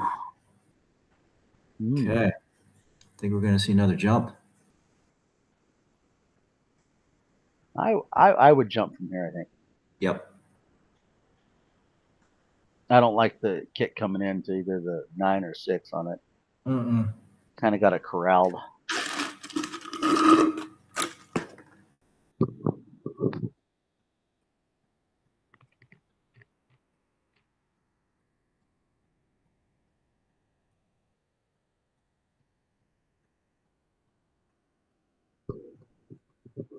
It's like he's busting out an air too. I like that jump cue. I used to have one. Oh no. They've done that a couple of times, or Darren's done that a couple of times now, hasn't he? And Zane's done it once with the bridge. Yeah.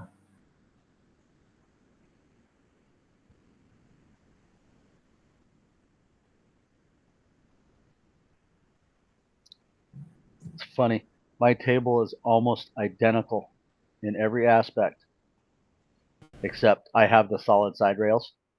They're all one piece.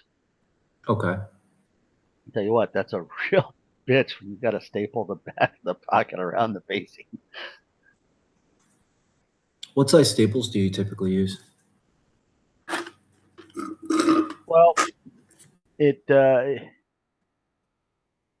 sometimes that will depend, but normally I'll use 5/16 to 3/8 when I'm doing around the pockets, because a lot of times that wood will be a little punkier. There's more staples that go in around the edges than along the underside of the rail. Gotcha. But if the wood is solid, I'll use 1/4 inch. Uh-oh. Oh my gosh. Whoa. I was gonna laugh if you made that work. Dude.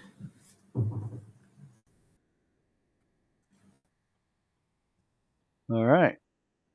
I think I'm playing a draw bank on the 6 here, playing the 9 too.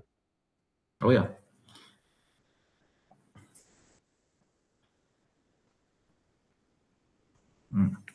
Gonna make it?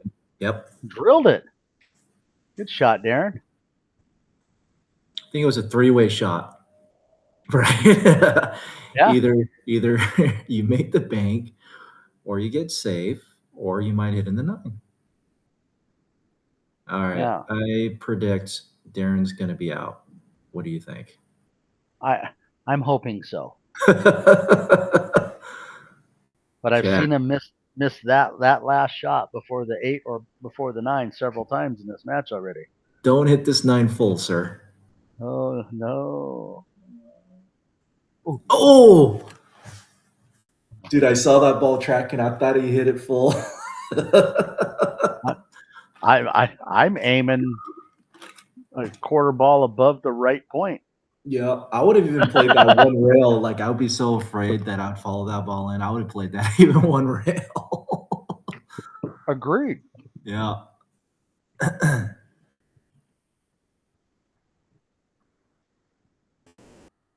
All right. Well, Darren's on the hill. Zane is reeling a little bit. After the first 5-6 games, Zane has not produced. So the momentum has definitely shifted. Let's see if Zane can put himself back together here and string a couple games back.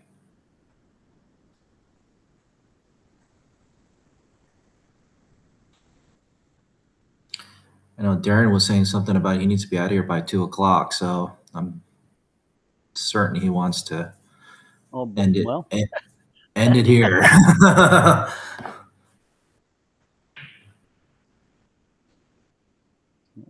Dry.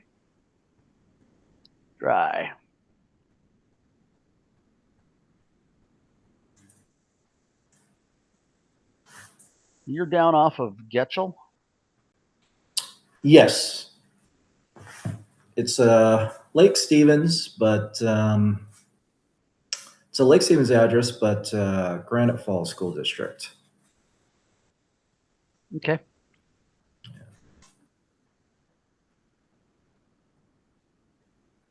Is that more? Is that past like 123rd? That's literally what my address is. It's on 123rd. Okay, because the airport's back there on the south end of 123rd. If I'm not mistaken, my neighborhood is kind of adjacent to the airport neighborhood with all the airstrips or whatever. Mm-hmm. Yeah.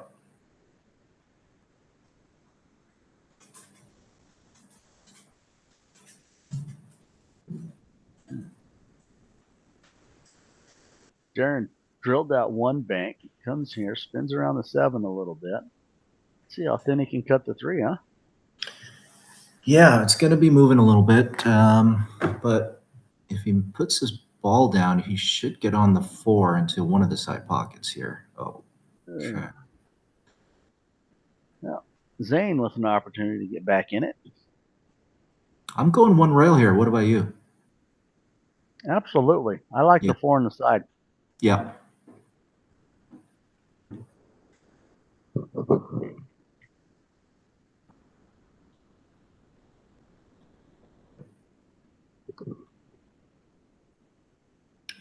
Looks like he might be grabbing the bridge.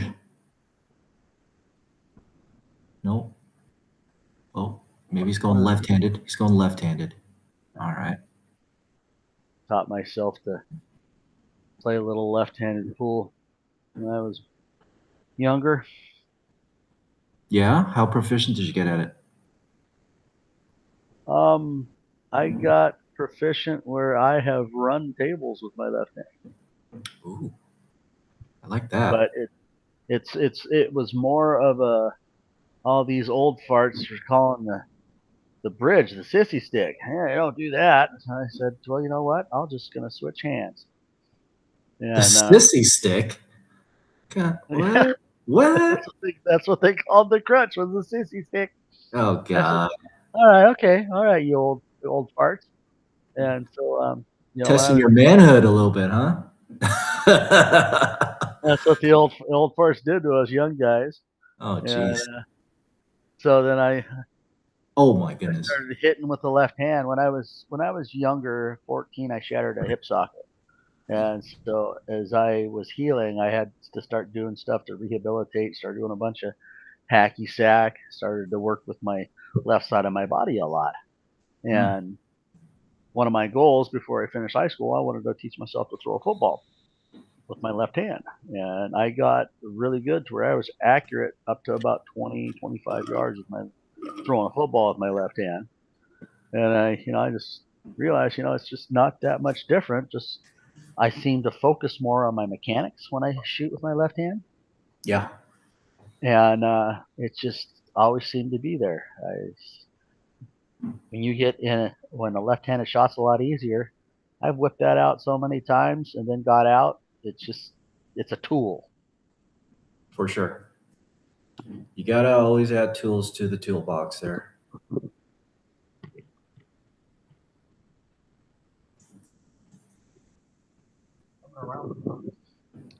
Well, he's playing that side of it. And on any table I play on, I don't like seeing that cue ball come down that line like that. No. Especially on a valley. On a valley. On a valley, that ball's going in, baby. Oh yeah. It's happened to me many times at Players. Oh my Lord. I think the earlier bad rattles are starting to come back to Derek here. I can't believe he rattled that ball there and it went around the 9 in the other pocket. Yeah. He picked up some English off of that point bounce. Oh, wait for it. 3 rails right in the heart. Oh my God. Where's the cash register noise? Cha-ching, dude. Let's go right down here to our sound effects there. And dude, that was back to back. Just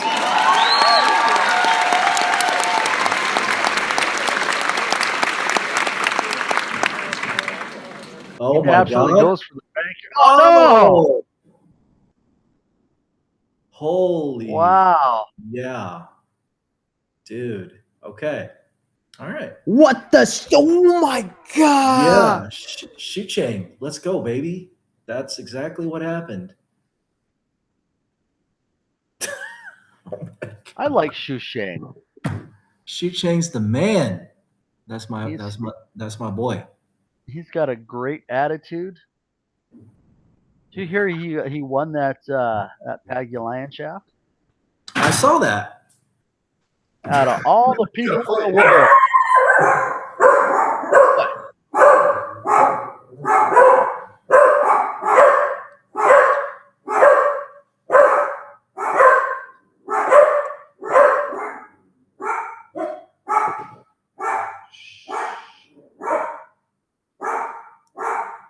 Sorry, Darren's in here using the restroom. My dog's protecting the house.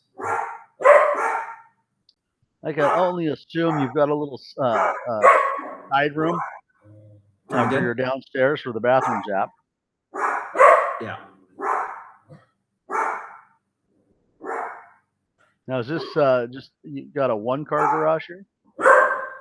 No, I've got a 3-car garage plus an RV garage. So the table and the boat is in the RV garage. I got you.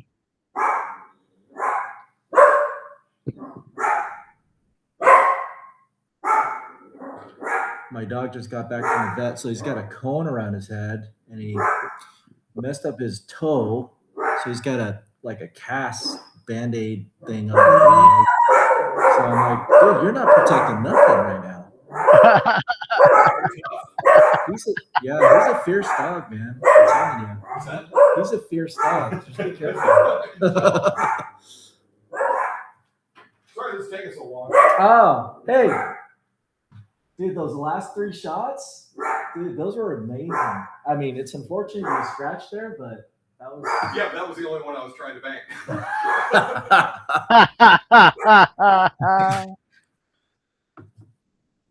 Hilarious.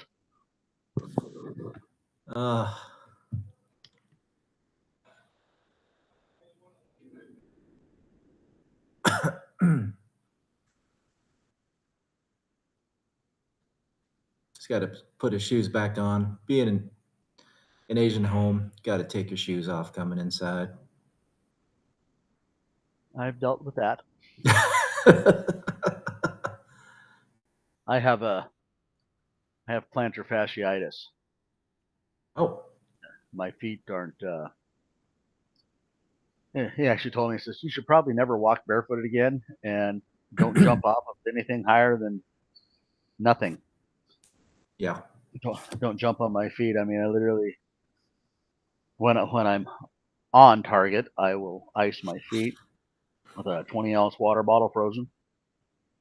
Just roll my feet on them and try to stretch my calves as much as I can.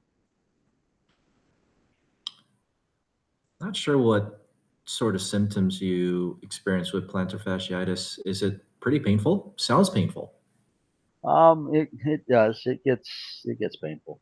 Yeah. I mean, my feet hot and tingly. It's just normal. I mean, I'm always on my feet doing my construction and working on concrete all the time, but yeah, they just they'll get painful. I've got a little area on my left foot right now that it's gnarly. I mean, a lot of times my stepson Nathan, he was dating a Asian girl, and they had the same thing, and they had hardwood stairs also. That was so painful. So I'd bring inside shoes, slippers. right. Whenever we went. How long have you had this condition? Oh, going on probably 18, 20 years now. Oh, geez. Oh, Okay. it's not friendly. Oh, look at this. Yeah. Ooh, Oh, ooh, ooh, ooh, ooh. oh boy. It's getting hot in her. Just a tiny little bit of shift on his angle on the 2, and that ball would have went in. Oh, yeah. It's funny. What do they call it? The 3/8 rule. If your object balls are closer than 3/8 of an inch, you can impart impact throw. Impact throw. Okay. Please explain. I do not know this. Okay, you know how when your cue ball's frozen to a ball, right? Let's just Okay. start with this, and your line is like left of a pocket, and you want to Okay. play in that pocket. So you're going to adjust, and you're going to push the cue ball to the right side of that your touch angle when your straight line is pushing to the left side of the pocket. Okay, now you're just going to shoot away from that line, and as you push the shot, your object ball is going to slide and pull to the righter side of that pocket now. Oh, okay. So the same thing applies when you have a combo shot out there. You can get a ball if you're within 3/8 of an inch to frozen. By depending on which side you hit the first object ball, it will guide the second object ball. Do you put any spin on the ball? Sometimes you can. A lot of times it's not necessary, other than if you're trying to get shape with your cue ball. But play with that. I will. I'm always trying to learn tricky little shots like that. Well, that's the one thing. If you start playing a little straight pull, I think straight pull I think allows you the most creativity on making shots out of any of our games. And we have a guy up in this area, Joe Landy. I don't know if you've heard of Joe. I know who he is. Yeah, Joey comes out of New York, and this kid's been playing straight pool since he was knee high to a short toed. And he came over and we played some straight pool. Man, I racked for that man, and racked for that man, and kept racking for that. Yeah.